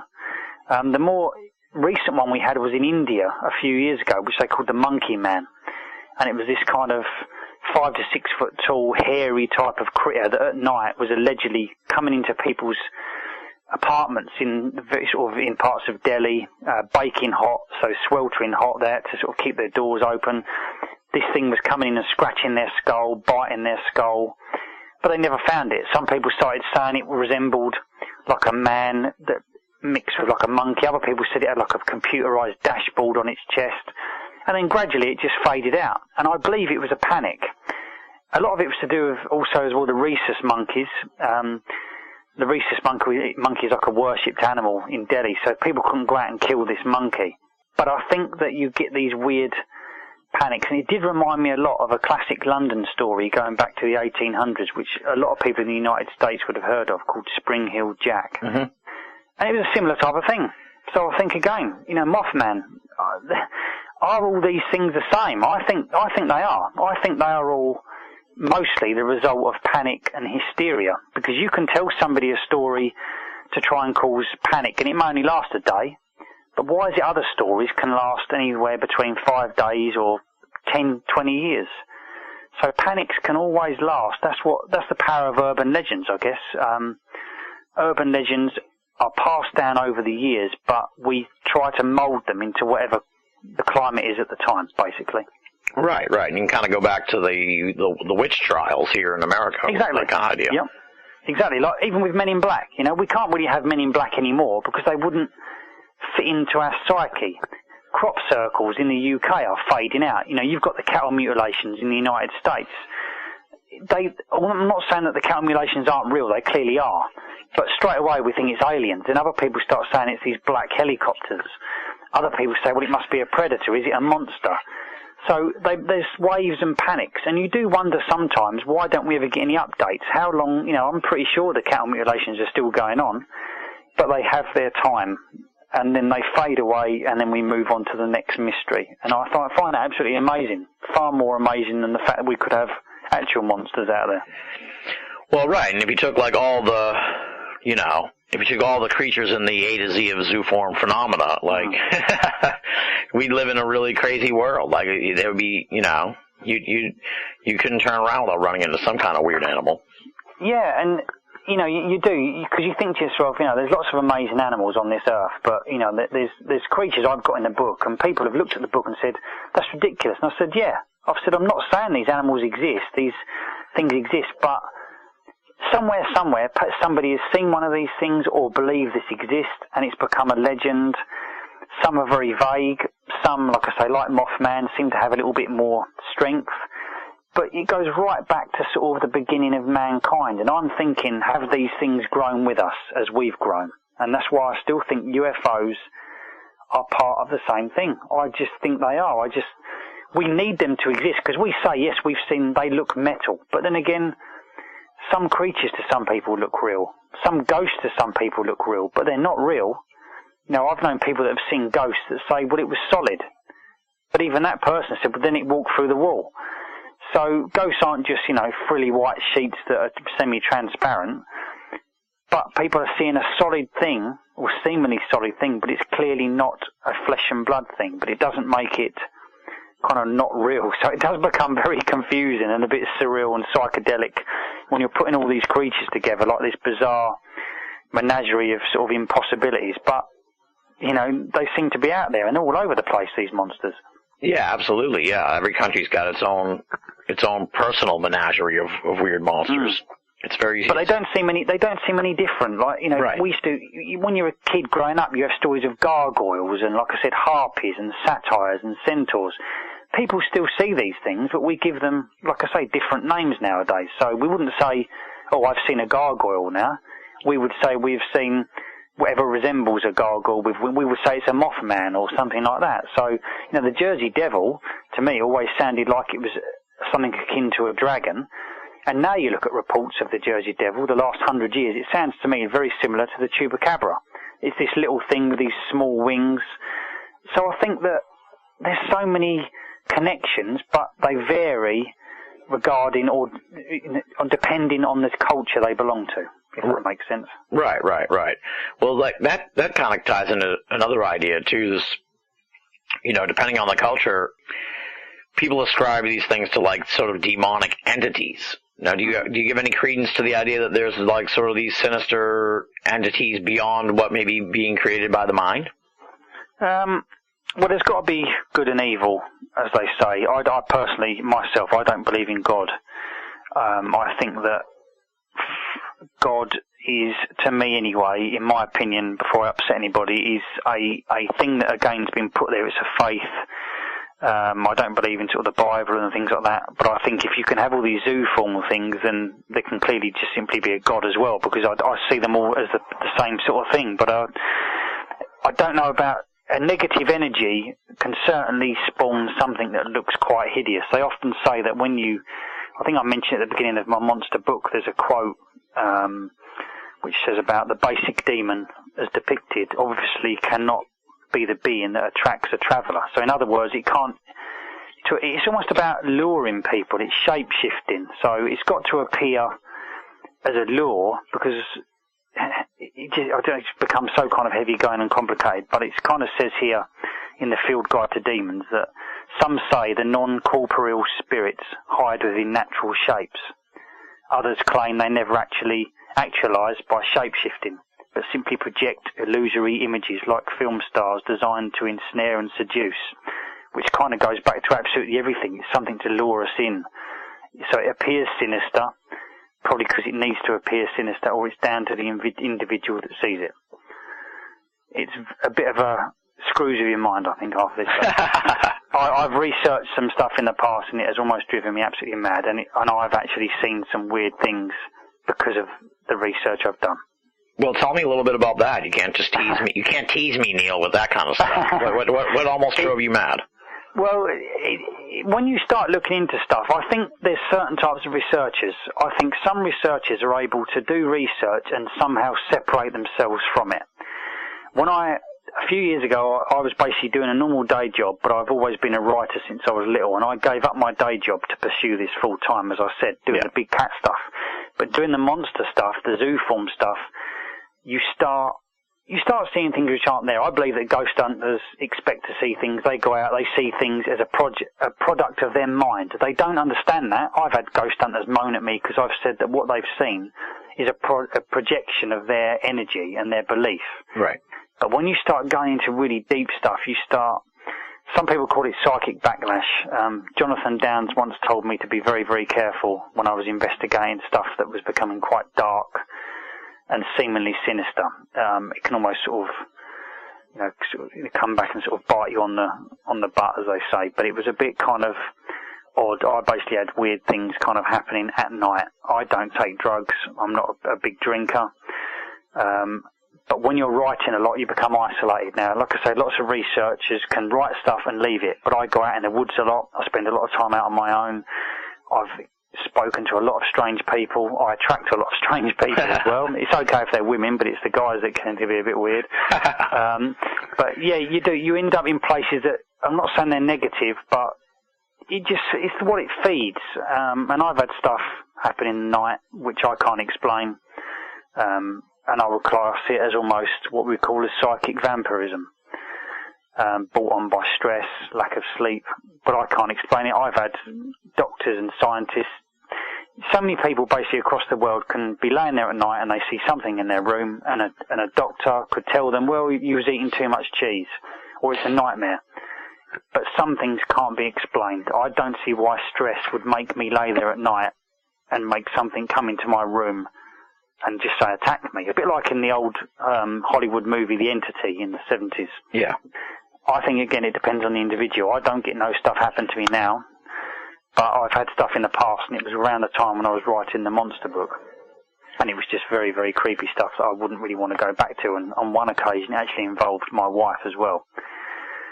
So weird. There is stuff that does happen, and I think this is stuff that goes right back. And people could say, oh, well, he's probably just mad, but this happens to people all over the world, and I don't know what it is, but I think you've got to be of a certain mindset for it to happen. Right. And there's, people can accidentally sort of stumble into that kind of thing. There's always that sort of. I guess, yeah. I think a lot of these things are unintentional. I think that they're often you can go out looking for stuff, but you won't find it.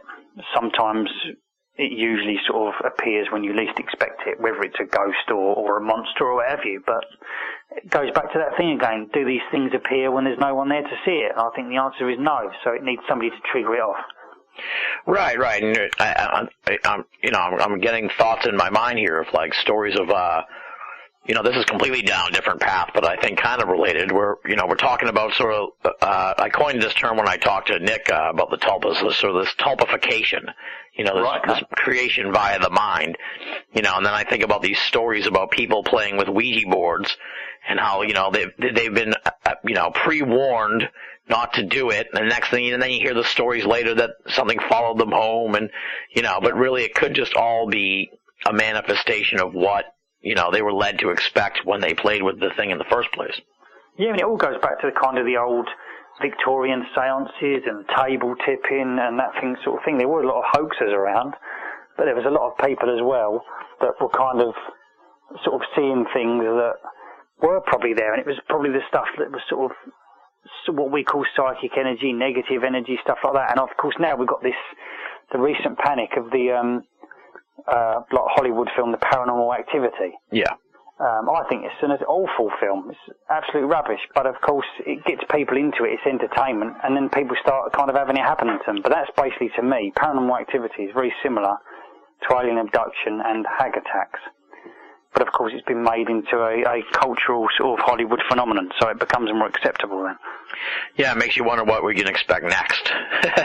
Yeah, it does. It comes in trends, and a lot of this was all started off by Blair Witch. Now, I thought the Blair Witch film was quite good, simply because it was nice to see a film that didn't rely on gore, really irritating sort of actors, and a really sort of terrible soundtrack. It just kind of put people out there in the woods, and you made up your own mind. And it was kind of suggestive. With Blair Witch, it was kind of, is it a serial killer? Is it a ghost? Is it satanic? Is it Bigfoot? Is it the Jersey Devil? You didn't know. So Blair Witch was your own personal bogeyman.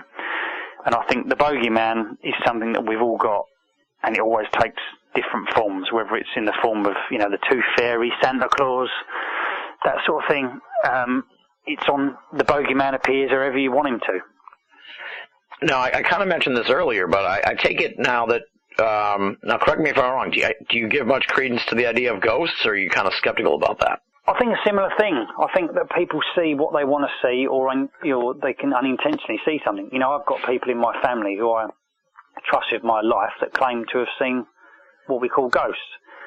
So I can't dismiss it, but I've never seen anything. I think loads of people do, but also again, it's to do with a mindset. I think some people are more susceptible, or we could call them psychic. Certainly children and animals seem to be able to pick up certain things. So I'm not going to dismiss people that say they have seen something, but I do think, again, it depends on the individual.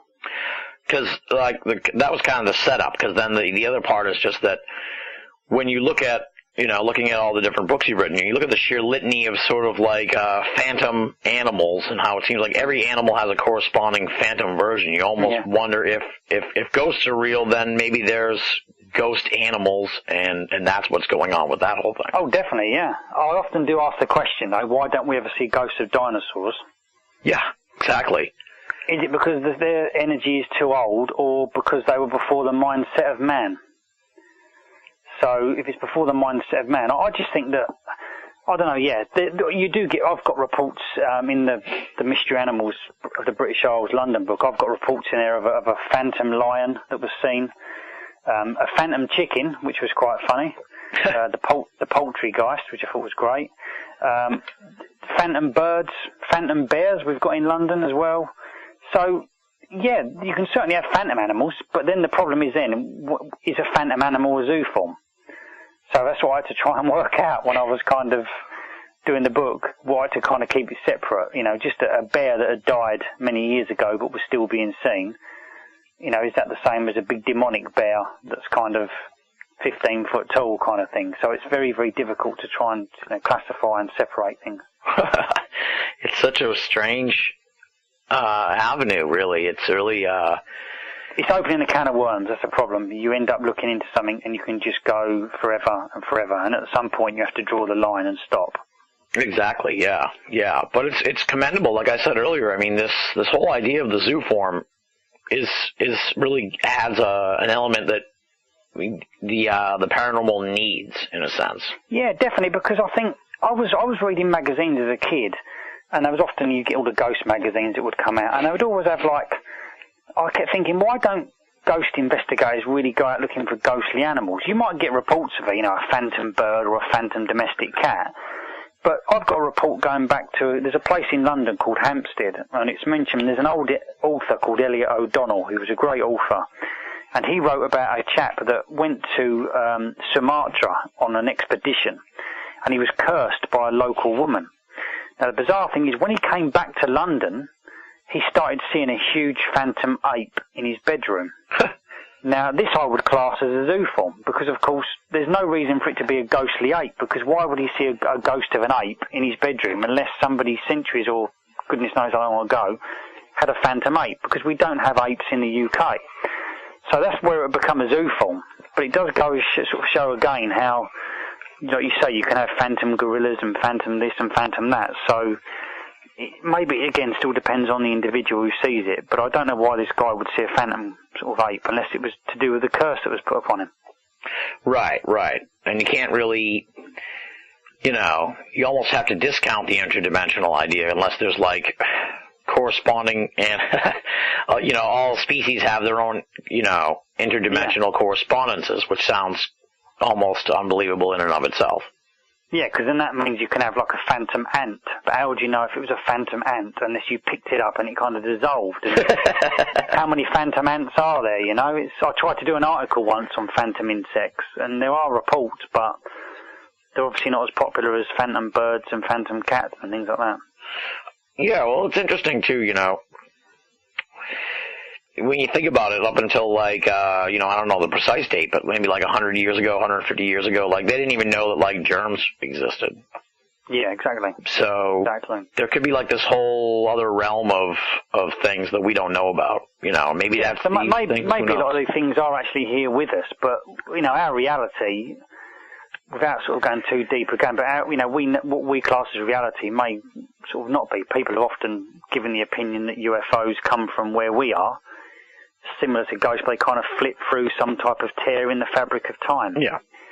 And maybe they do. Maybe that is what happens. But, of course, we then say, well, it's all in our mind and things like that, and scientists come out and say that's impossible. But people do see these things. So, and people are always going to see these sort of things. Yeah. It's just we don't know what the next incarnation of this is going to be. No. And, of course, in different parts of the world, again, you're getting different social panics, We've had a report in London, near London only about 3 weeks ago, of what people said was Spring Hill Jack.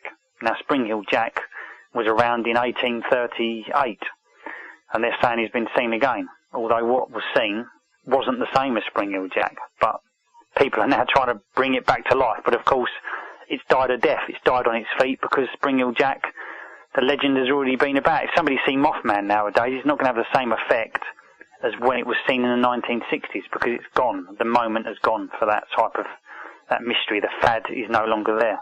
Yeah. It's very interesting. I think it's an under-examined sort of aspect of the paranormal, I could have sworn I talked to somebody on the show about this, but I may be wrong. But, I would love to see if there, has ever been sort of like a sort of faux panic. An orchestrated panic of something that was, fake in the first place that turned out to be real. The more I say that now, I'm sure that I've had someone on the show tell me that, but I don't recall. I think there has been. I think that there's, in the Shadows in the Sky book I've done, apparently we had sightings going back to one of the world wars regarding what we called an angel. It was called the Angel of Mons. It was said to have appeared on the clouds just before war ceased. And everybody kind of in Britain was like, oh, it was amazing to see this thing. Now, my great-grandmother, she actually did see this angel appear in the clouds. Now, bizarrely, a German officer came forward to say that it had actually been projected onto the clouds by the Germans, because they had far better technology than us back then, as a way of making us panic. But, of course, it backfired, and the British troops see it as a sign to sort of urge them on. And, of course, we then conquered the Germans. So that was a panic that was certainly a manufactured style panic, and I think there's been quite a few manufactured style panics, if you ask me. Oh, absolutely, yeah. Well, look at like War of the Worlds. Exactly. I think that if you get it out there again enough, that it can certainly start happening. If you can instill that type of fear, we had similar things in the UK with like Quatermass, which was another quite creepy sort of film. Yeah. So yeah, I think definitely you can put that sort of thing out there. I actually think that another manufactured kind of panic was Roswell. And I would go along possibly with Nick Redfern again, in that I don't think they had anything to do with aliens, but I think that the US government were very happy for aliens to be blamed, because I think that it was something a little bit more sinister and down to earth that was going on there.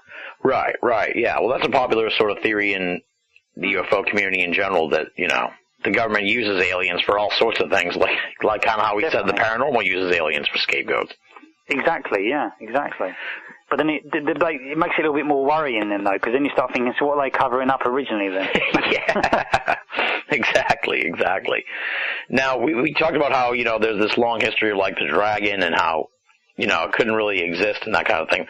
Now, this may be, like, the most moronic question I've ever asked on the program, but what about the unicorn? Do you think that was something that may have been around a long time ago, died out, or is that something that really is just that wouldn't be that bizarre. That wouldn't be bizarre, right, because they've found sort of certain species of deer that have got a central horn, almost as a freak. Even some people across the other side of the world have sort of had weird fungal type of horns. So it probably wouldn't be that much of a bizarre thing. You know, I would say that maybe originally there may have been some type of a horse that had some type of freak horn. But then again, the unicorn, a bit like the mermaid, has become a classic sort of folkloric type of creature. But I've certainly seen far more exaggerated cases of weird creatures than the unicorn. I think that even if it was a completely fabricated thing, they maybe could have used their imagination a little bit more, maybe giving it, like they did with Pegasus, giving it wings or something. Because, like I say, just having a horn on a creature is not that bizarre, if you ask me. So maybe there was a possibility there was once, you know, a creature with that type of sort of thing on its head. Who knows?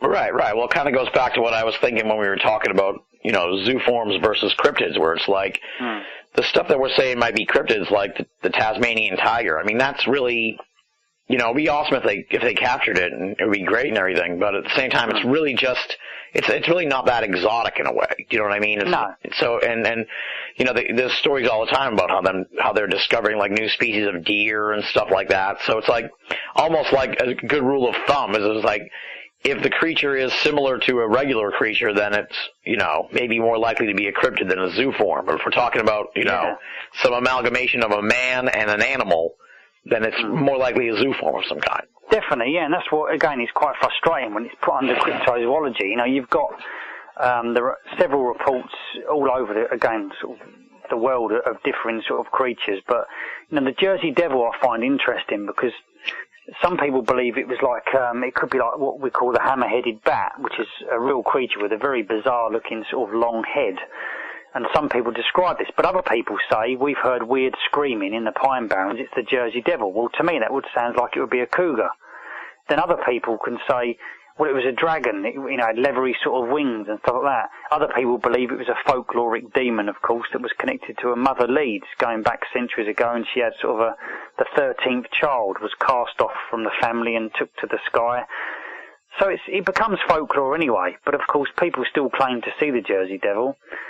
But it's just a sum of many parts. The credit I will give to the Jersey Devil is that it seems to have outlasted more, you know, sort of most other zooforms, in the sense I think it was first seen around sort of a few hundred years ago, whereas most things seem to be social panics for a very short amount of time. Yeah. Well, it's interesting that, you know, maybe that goes back to what we sort of were talking about earlier about how America has a shorter history in a sense. That's why maybe the Mothman and the Jersey Devil have taken hold, because we need our own native monsters. Yeah, definitely. Yeah.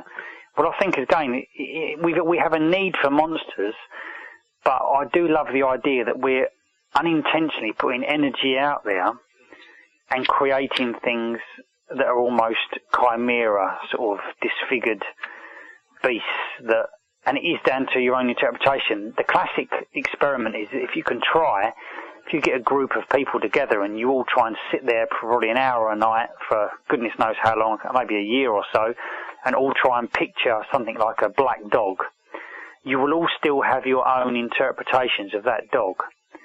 So when it appears, it will either appear completely bizarre as a hybrid of all your conjurations, or it will appear to each of you differently. So that is, I think, how these things are coming about. Now, I've got a good friend, Richard Freeman, who is part of the CFZ, and he wrote a great book a few years ago called Dragons, More Than a Myth. And he's also been to places like Sumatra looking for the orang pendek. Mm-hmm. But many years ago, when he was a student, he managed to raise a bizarre spectral zooform spider. And he did this with a series of kind of conjurations at night, trying to think of this concentrated type of creature. And bizarrely, when he eventually saw it, he said it was almost like a flat sort of cardboard type of sort of weird spider that kind of went up the stairs, but it was big. Now, I think you can actually conjure things, but I think you can also conjure things unintentionally as well as intentionally. So almost devil worship can conjure things because it's concentrated. But other things, of course, poltergeist activity are spawned spontaneously to an extent. Right. Well, the devil worship stuff, that opens up a whole other door of, like, black magic and you know, that kind of frightening sort of stuff. And it's interesting that we used to have a black magician named Aleister Crowley that used to live on the banks of Loch Ness. Mm-hmm. I don't know if that's a coincidence or not, but I know the first ever reports of the Loch Ness Monster go back to sort of 565 AD, when St. Columba apparently drove a creature back into the loch when it was attacking somebody in the water. Now, for me, that could have been a catfish, that could have been a large pike. But it's interesting that, again, people then started seeing the long neck thing, and now it's a black hump. So really, there's no consistency. But who knows? Maybe the Loch Ness Monster is a tulpa as well. But if you start telling that to people, they'll start slagging you off because they're saying, "Well, I've seen it. I know what I saw was real." But then, how do we define real in that sense? I would like to see more studies done on this tulpa phenomenon. I wish that, Definitely. I don't know why, with all the science out there, I don't know why we haven't seen a serious sort of chance to look at this. I don't even know what you would call it, really, a phenomenon or what. But it would be interesting to see an organized attempt in the modern age to do this sort of research. Well, I think I often call these things social constructs, as in another weird panic which Lauren Coleman spoke about, and is quite popular in the United States, is the phantom clowns. Now, it's quite odd how there's several panics about phantom clowns. Now, phantom clowns, of course, or clowns in any sense, tend to terrify people. Right. I think clowns are amazing, but most people find them quite freaky. And yet, there has been cases where so-called people have been attacked or harassed by clowns. Now, I find it odd that it's a Chinese whisper, it's an urban legend. I remember when I used to go to school, we used to have legends of what were called the Chelsea Smilers. And we was told that a group of so-called football or soccer hooligans would be hanging around the school after school time had finished, and they would be waiting for us kids to go out. And what they would do, they would be slashing us across the mouth with their razors. Oh, God. And then they would knee you in the groin to make you scream and split your mouth. But these people didn't exist. But it's panic. That's terrifying. A bit like the mad gasser of Mattoon in Illinois. People were saying they was being gassed. We've got another one called the Halifax Slasher. In the 70s in Yorkshire, in England, people said they were being attacked by a razor-wielding maniac. Is it any different to Spring-Heeled Jack? I don't think it is. Is it anything different to phantom clowns? No. They don't exist, but they become a syndrome. They become a panic. And the more you believe in it, it starts to happen. Bunnyman was another one. You've got the Bunnyman Bridge in the United States, in Fairfax, Virginia, I believe it is.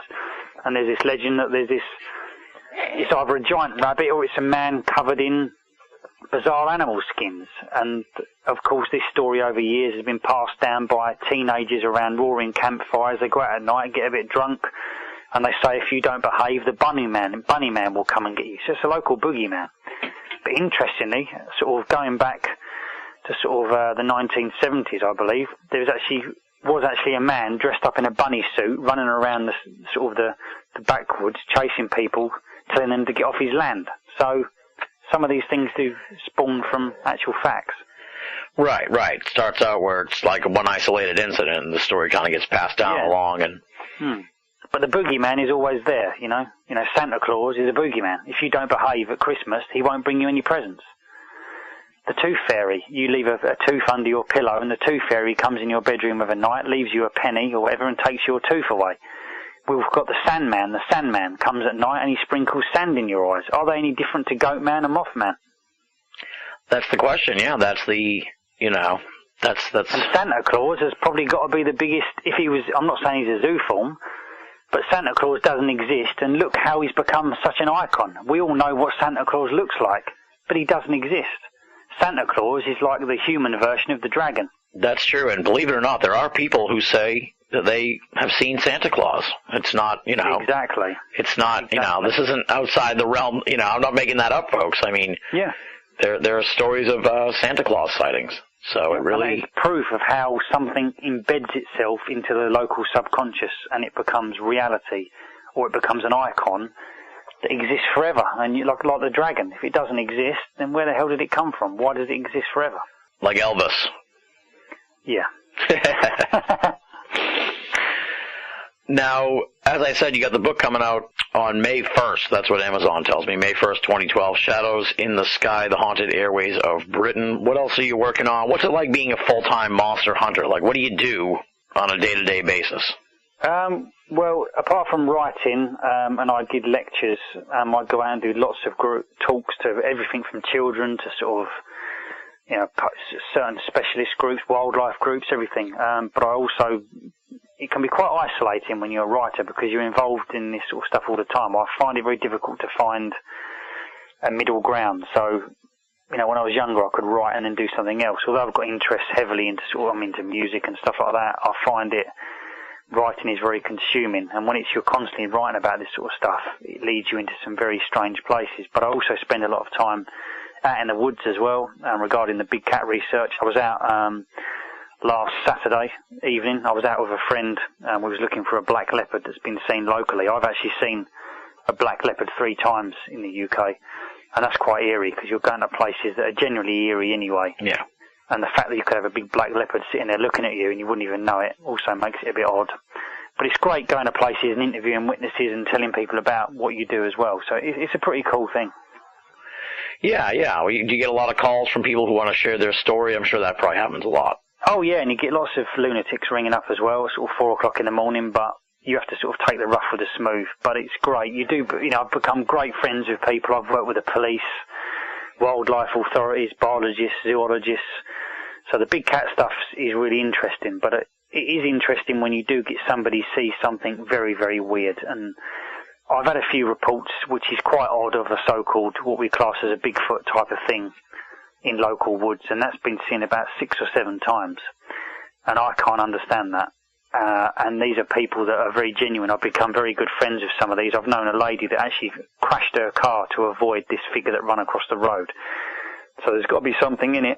So they're the sort of phone calls that get a little bit, quite exciting, but they're quite eerie as well. What kind of lunatics are calling you at 4 in the morning? I would lose. You get people. Some people just do sort of prank calls. You sometimes get other people actually do genuinely see. They may have seen a big black leopard and they ring you up at 5 o'clock in the morning thinking you're going to be awake. They think because you're a monster hunter, you don't go to sleep, and they think you're out in the woods all the time. But of course, you get people that are genuinely ring up. Some people genuinely ring up and they've just had a misinterpretation. They may have seen a domestic cat they thought was a leopard because. However intelligent people think they are, there's lots of people who actually don't understand even about natural history. Some people have never even seen a badger or a deer in the woods. So that's what annoys me when you get skeptics kind of saying there's no big cats around. And I ask them if they've ever seen a deer, and they say no. And yet we've got thousands of deer in the UK, so it kind of puts it into perspective. Right, exactly. Having talked to you and having looked at the big cat phenomenon and having talked to Nick at length about it too, it's like... It seems like a pretty open and shut case that these are real large cats that, have escaped over time and sort of created their own little population. Do you foresee a time when, that mindset will be just accepted by the mainstream? I'm surprised that there's skeptics of this. I asked earlier why the media hasn't really got on board with that interpretation. It seemed like that should just be obvious. The media only wants sensationalism, but there are a few people out there that have tried to do more. The problem is at the moment we're getting reports. Every county's kind of got the beast of this and the beast of that. Yeah. Recently we had a bit of blurry footage of a black animal running across the field. And one researcher said it was the best evidence ever. Well, it's complete rubbish. It's terrible evidence because even in today's technology, when you go out walking, you don't expect to see a leopard, so it's difficult to get clear footage. I've got some good photographs, but the best evidence for me is when we find sheep and deer dragged up 30 feet in a tree and completely eaten. A leopard only kills in a certain manner, often with a throat bite, rasps all the fleece and fur away. Also, we've got scat, we've got paw prints, we've got scat, leopard scat. You can tell it's leopard scat. It's sort of 9 inches long. Apart from a dog, in the UK, we don't have wolves, we don't have coyotes.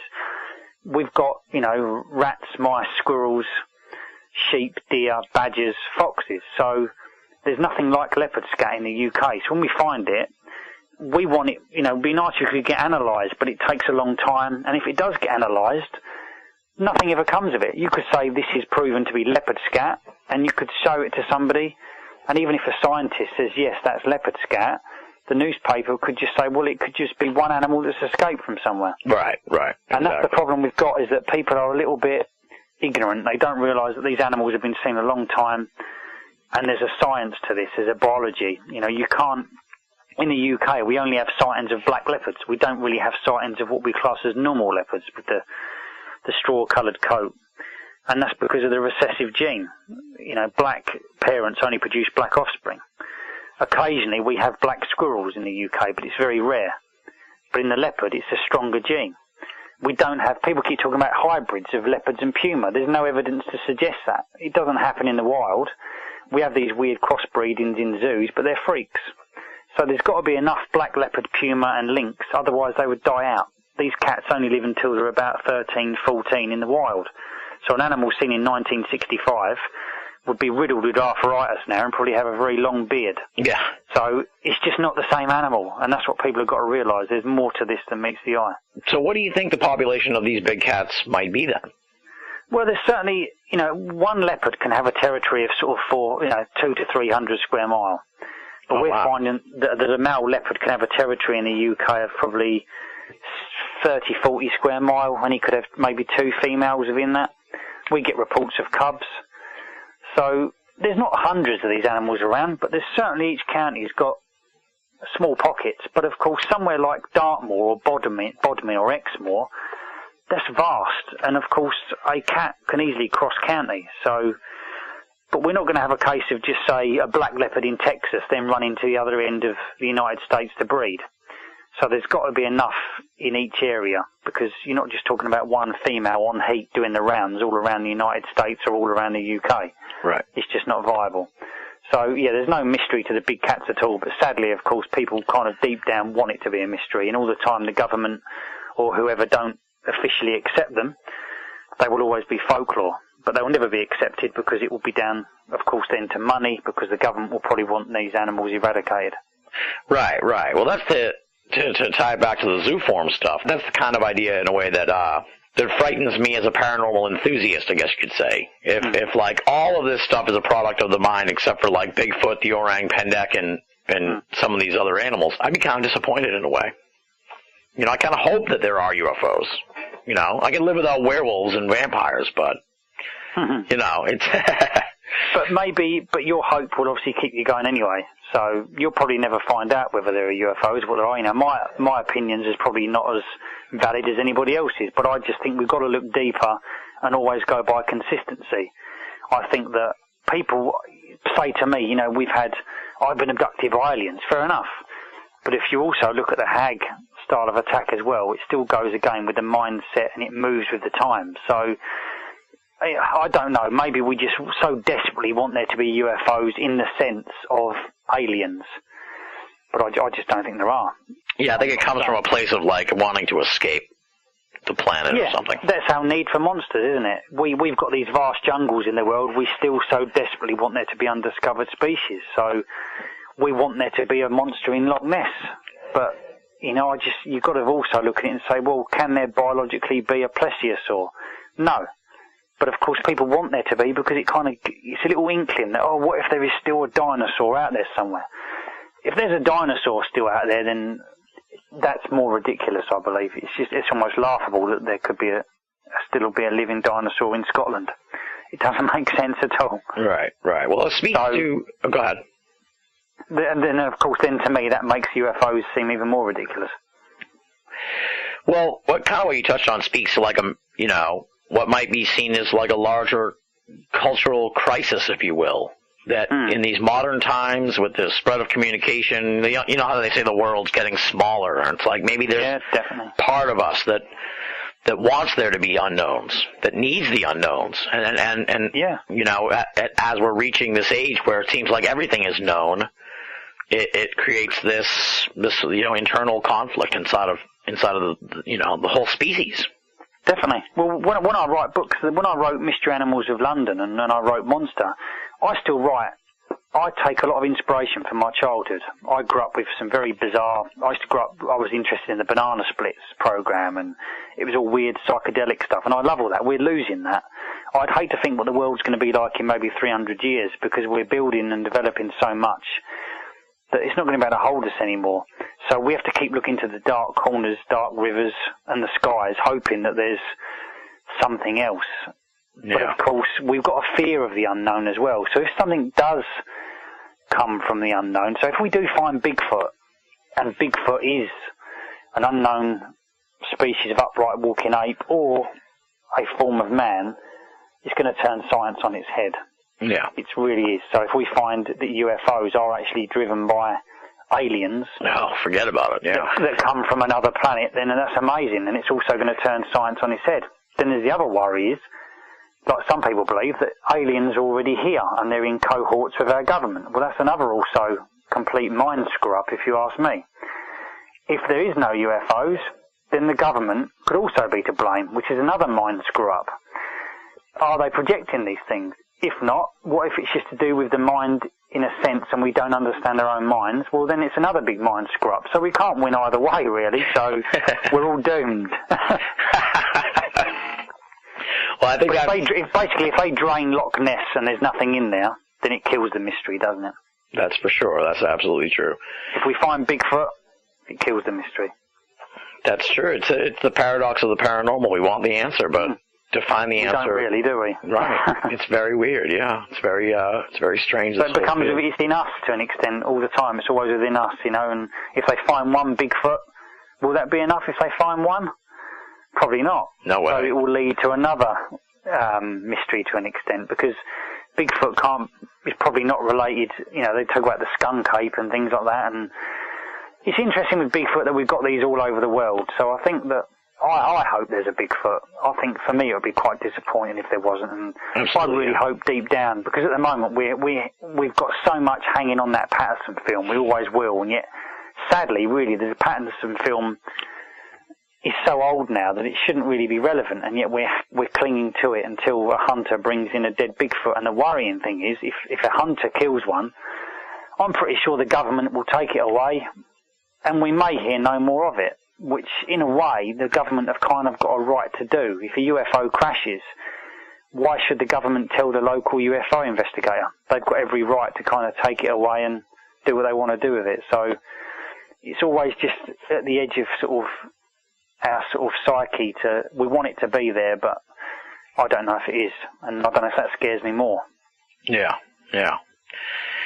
Unbelievable stuff. Well, we said here, Shadows in the Sky coming out this May. What else do you have planned? We kind of talked about your everyday life as a monster hunter, but what, you know, I'm sure you have a lot of stuff in the works. So I began writing a book when I was 12 called Cryptozoology in the Movies. Interestingly, I think about a month ago, a book came out called The Bigfoot Filmography. It's quite a lot of money, but it's a guy has written it. I can't remember his name, which is what I thought. He's obviously thought it was quite a good idea. But I've been trying to do books for 20 odd years now. Basically, just an A to Z of movies, commercials, cartoons that have featured cryptozoology. Nice. The book's pretty much done, but I want to get it with a good publisher. I'd love to get it with an American publisher. I've never had anything published by an American publisher, but I think there would be more of a call for this, or interest with Americans rather than the British public, because we don't really know anything about cryptozoology. We've kind of got Loch Ness and big cats, and that's about it. We know what Bigfoot is, but to us it's too far away. So I think by doing a book on cryptozoology in the movies would be completely unique. and certainly even kids' cartoons and stuff like that, and Doctor Who and anything that mentions kind of Bigfoot, Yeti, and that sort of thing. So it's kind of done, but I want to get it published with the right people. Right, exactly. All right, this is the thanks part. Just don't hang up afterwards, okay?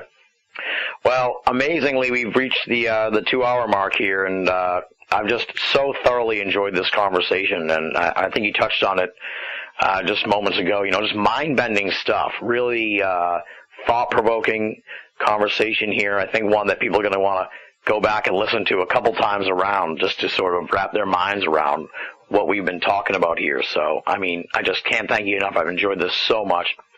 Neil Arnold, of course, the author of Mystery Animals of the British Isles, London, as well as Mystery Animals of the British Isles, Kent, and Monster, the A-Z of Zooform Phenomena, and Paranormal London, and the new one, Shadows in the Sky, the Haunted Airways of Britain. Tremendous conversation, Neil, and I can't wait to have you back on the program for further discussion on the zooform phenomena and really what it all means in the big picture of the paranormal. Well, thanks for having me on. As you can imagine, I'm pretty good company around a roaring campfire, also a local pub as well. Because all my friends, we end up getting into these kind of conversations, and it can end up sort of going on all night. So like I say, sometimes you do just need to go away and sort of have something to eat, or maybe just put a film on to kind of to rest your mind. But it's just such an amazing thing to talk about. There's so much weird stuff out there, so everybody loves a mystery. Absolutely, and thank you once again for coming on the show. Thanks a lot. That does it for this edition of BoA Audio Season 7.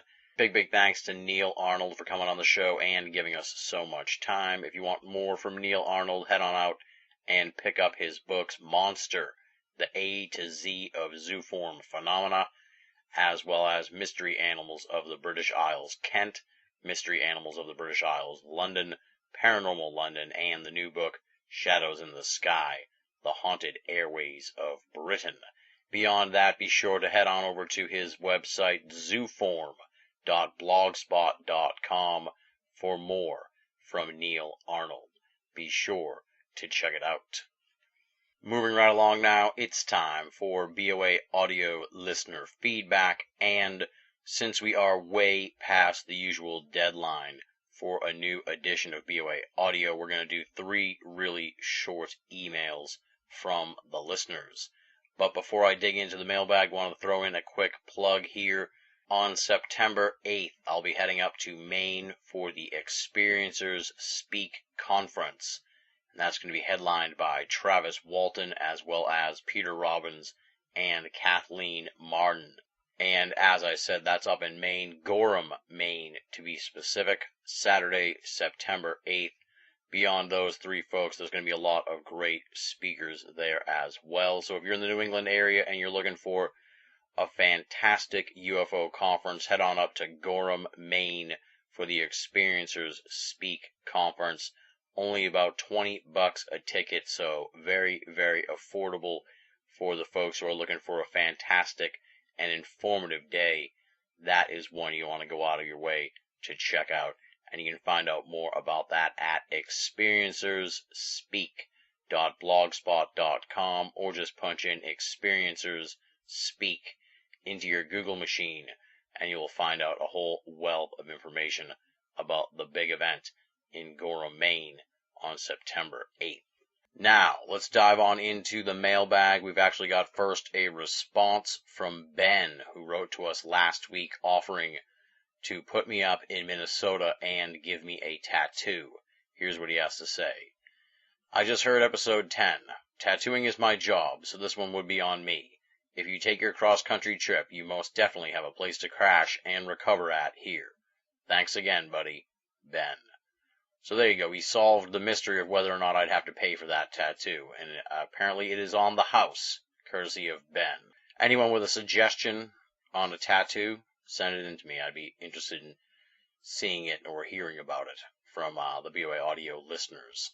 Next email comes from Laura. No hometown listed. Here's what she has to say. Where's Ann Druffel? You really need her back on. Please make it happen now. I've been asking and waiting very patiently for quite a while. Love all your shows, but I want Ann Druffel, and she's waiting, 'cause she's told me so. Laura. I should point out that this correspondence actually contains numerous exclamation points and is written nearly entirely in caps, except for the word "where's" at the very beginning. I don't know if Laura got her caps lock stuck down or if she's just shouting at me. I do recall Laura has written to me before requesting that we get Ann Druffel back on the show, and believe me, I would love to get Ann Druffel back on the show, but there's only so much time in my days and weeks, as many folks can probably figure out, considering it's been 3 weeks since the last edition of the program. But in light of Laura's passionate request, I will definitely try to get Ann Druffel back on the program here in Season 7, because I would love to talk to her again. Loved the Ann Druffel trilogy. For the folks who have not checked that one out, definitely go back and dig into that one. That was the first ever BoA audio trilogy, and it was tremendous. And I'm sure a return from Ann Druffel on BoA audio would be awesome as well. So thank you for writing in, Laura. Thank you for poking me with the caps locked stick and reminding me that the return of Ann Druffel is definitely long overdue on the program. Final email comes from Afghan Bob. I'm sure many folks may remember him. We read his email on the BoA Audio Season 5 finale, I believe. The episode with David Icke. We've done so many shows now, I'm forgetting when we did these seasons. But nonetheless, Afghan Bob, he writes to us. He says, I wrote to you a couple years ago. I'm finishing my 4th and last year here in Afghanistan. Thanks for your great podcast. I've enjoyed listening and learning. My wife and I will be in Boston late September. She has us booked for the Boston Cemetery tour. Any other things of paranormal interest to see? Afghan Bob in Hamilton, Ohio. Thank you, Afghan Bob, once again for writing in. Obviously, thank you so much for your service. 4 years in Afghanistan. That's just tremendous and really, really amazing. So thank you, Afghan Bob, for your service. I would suggest if you're going to be in the New England area for long, there's a number of things you could check out. A short 90-minute drive or so up to Maine to see Lauren Coleman's International Cryptozoology Museum is definitely something I recommend for anybody who has the ability to go out and check that out. And along the way, you could probably, I don't know the exact route, but you may be able to check out some of the Betty and Barney Hill stuff in New Hampshire. If you're in Massachusetts, there's always Salem is rich with a whole bunch of interesting paranormal stuff.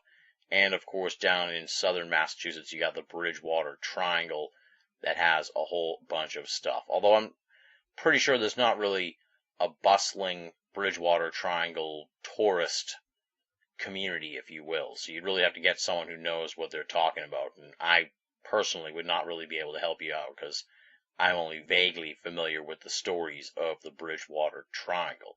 Nonetheless, folks will be happy to know I wrote to Afghan Bob, not just on my Facebook wall with some of these suggestions, but also to invite him and Mrs. Afghan Bob out to a nice dinner when they're in Boston in September. So hopefully Afghan Bob and Mrs. Afghan Bob and Banal will be dining somewhere in the greater Boston area in late September.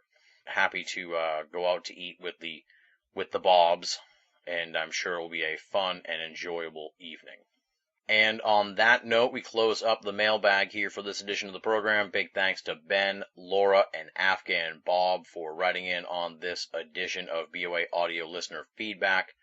If you'd like to be a part of future installments of the feedback segment, here's how you can reach out to me. You can write to boaaudio@hotmail.com or head on over to binalofamerica.com, BINNALL of America.com, and click the contact button. Or you can join up at the official BoA forum, the US of E.com, THEUSOFE.com. We like to call it BoA's Paranormal Playground, the United States of Esoterica. You can find that also by clicking the forum button at Banal of America. Additionally, we are on Facebook and Twitter, so just punch in Banal, BINNALL, and you'll be able to find me there. And of course, you definitely want to like Banal of America on Facebook. That's actually where I got Ben and Laura's postings for this edition of Listener Feedback. So head on over to Facebook, punch in Banal of America, and you'll find us. I think we're close to 800 now. I'd like to get us to 1,000 maybe by the end of the year. So if you have not liked us yet on Facebook, please do so. It would be greatly appreciated. Up next, let's thank the outstanding and esteemed BoA staff: Leslie, Chiron, Regan Lee, Joe V, Tina Senna, Richard Thomas, Marla Pena, Bruce Priddy, Tony Morrill, and our webmaster, Jeremy Boston. Since the last time you heard from me, we got a couple of new pieces up at BoA. An all-new Shadow of the Shinigami by Marla Pena, talking about how she's actually named after a famous Mexican contactee. Fascinating stuff from Marla Pena. And additionally, we've got a new piece from Richard Thomas under his Sci-Fi Worlds banner titled Reflections on Ancient Astronauts in Prometheus. So if you've seen the film Prometheus this summer, you definitely want to check out Richard's Sci-Fi Worlds. Coming soon to BoA, we've got an all-new Trickster's Realm from Regan Lee, and certainly a whole bunch more from the BoA staff. We say it week in and week out, my friends, but it is the truth. If you're only listening to BoA audio and you're not reading the columns at Banal of America, then you're only getting half the story. BoA, make it a destination for your paranormal entertainment and enlightenment. Now comes the time in the program where we pass the hat around to the BoA audio listeners and ask you to make a donation to the Banal of America franchise. How do you do that? That's simple. There are two ways in which you can make a donation to Banal of America. You can head on over to BoA and click the PayPal button. That's right there on the left-hand side of the homepage. And right underneath that, we've got the snail mail address for folks who don't trust the internet and want to mail in donations. Maybe you're listening to this somehow and you don't have access to the internet, so let me run through the address one time for you here, folks. It is Tim Banal, P.O. Box 232, Pinehurst, Mass. 01866, and you spell Pinehurst Pinehurst. As noted, the complete address can be found at Banal of America, and as we've pointed out numerous times here at the end of the show, if you mail us a donation, please make it payable to Tim Banal and not Banal of America, since my bank is anal and they will not cash those donations. And please include some means of correspondence so I can reach out to you and thank you for your donation. As always, no donation is too small, and all donations go towards Banal of America and BoA Audio to help keep the entire franchise up and running, freely available, and commercial-free for all of our great readers and listeners the world over. On the next edition of BoA Audio, we have got an absolute barn burner of a program for you, my friends, and I promise it will be coming at you much, much sooner than this one took to get posted. Our guest is Kendall Carver. He's the founder of the advocacy group International Cruise Victims. And as such, we're going to be venturing into some uncharted waters as we learn about the truly troubling trend of disappearances and felonious crimes committed on cruise ships, as well as how they are subsequently covered up by the cruise ship industry. Kendall Carver sadly lost his daughter on one of these cruise ships under very, very mysterious and controversial circumstances, and he has made it his crusade to hold the cruise ship industry accountable for the many, many people who are affected by the lawlessness on these trips. There's a really dark underbelly to the cruise ship industry, and that's what we're going to be getting into next time on the program. I've looked around. Kendall Carver has done a lot of mainstream media appearances, but he has never done a program like BoA Audio. He has not ventured into the esoteric realm yet. And oftentimes, when you do see Kendall Carver on these programs, he's only got maybe 30 seconds to 5 minutes at the most to talk. Well, this is a 2-hour conversation with Kendall Carver that is going to be covering tons of stuff, and it will truly freak people out and leave you chilled after you hear this program, my friends. And as I said, we're going to try and get it to you as soon as possible. I'm really hoping to get it to you within a week. So stay tuned to Banal of America for this episode. It will be a can't-miss edition of BoA Audio. And on that note, we close the book on this edition of the program. Once again, big thanks to Neil Arnold for coming on the show.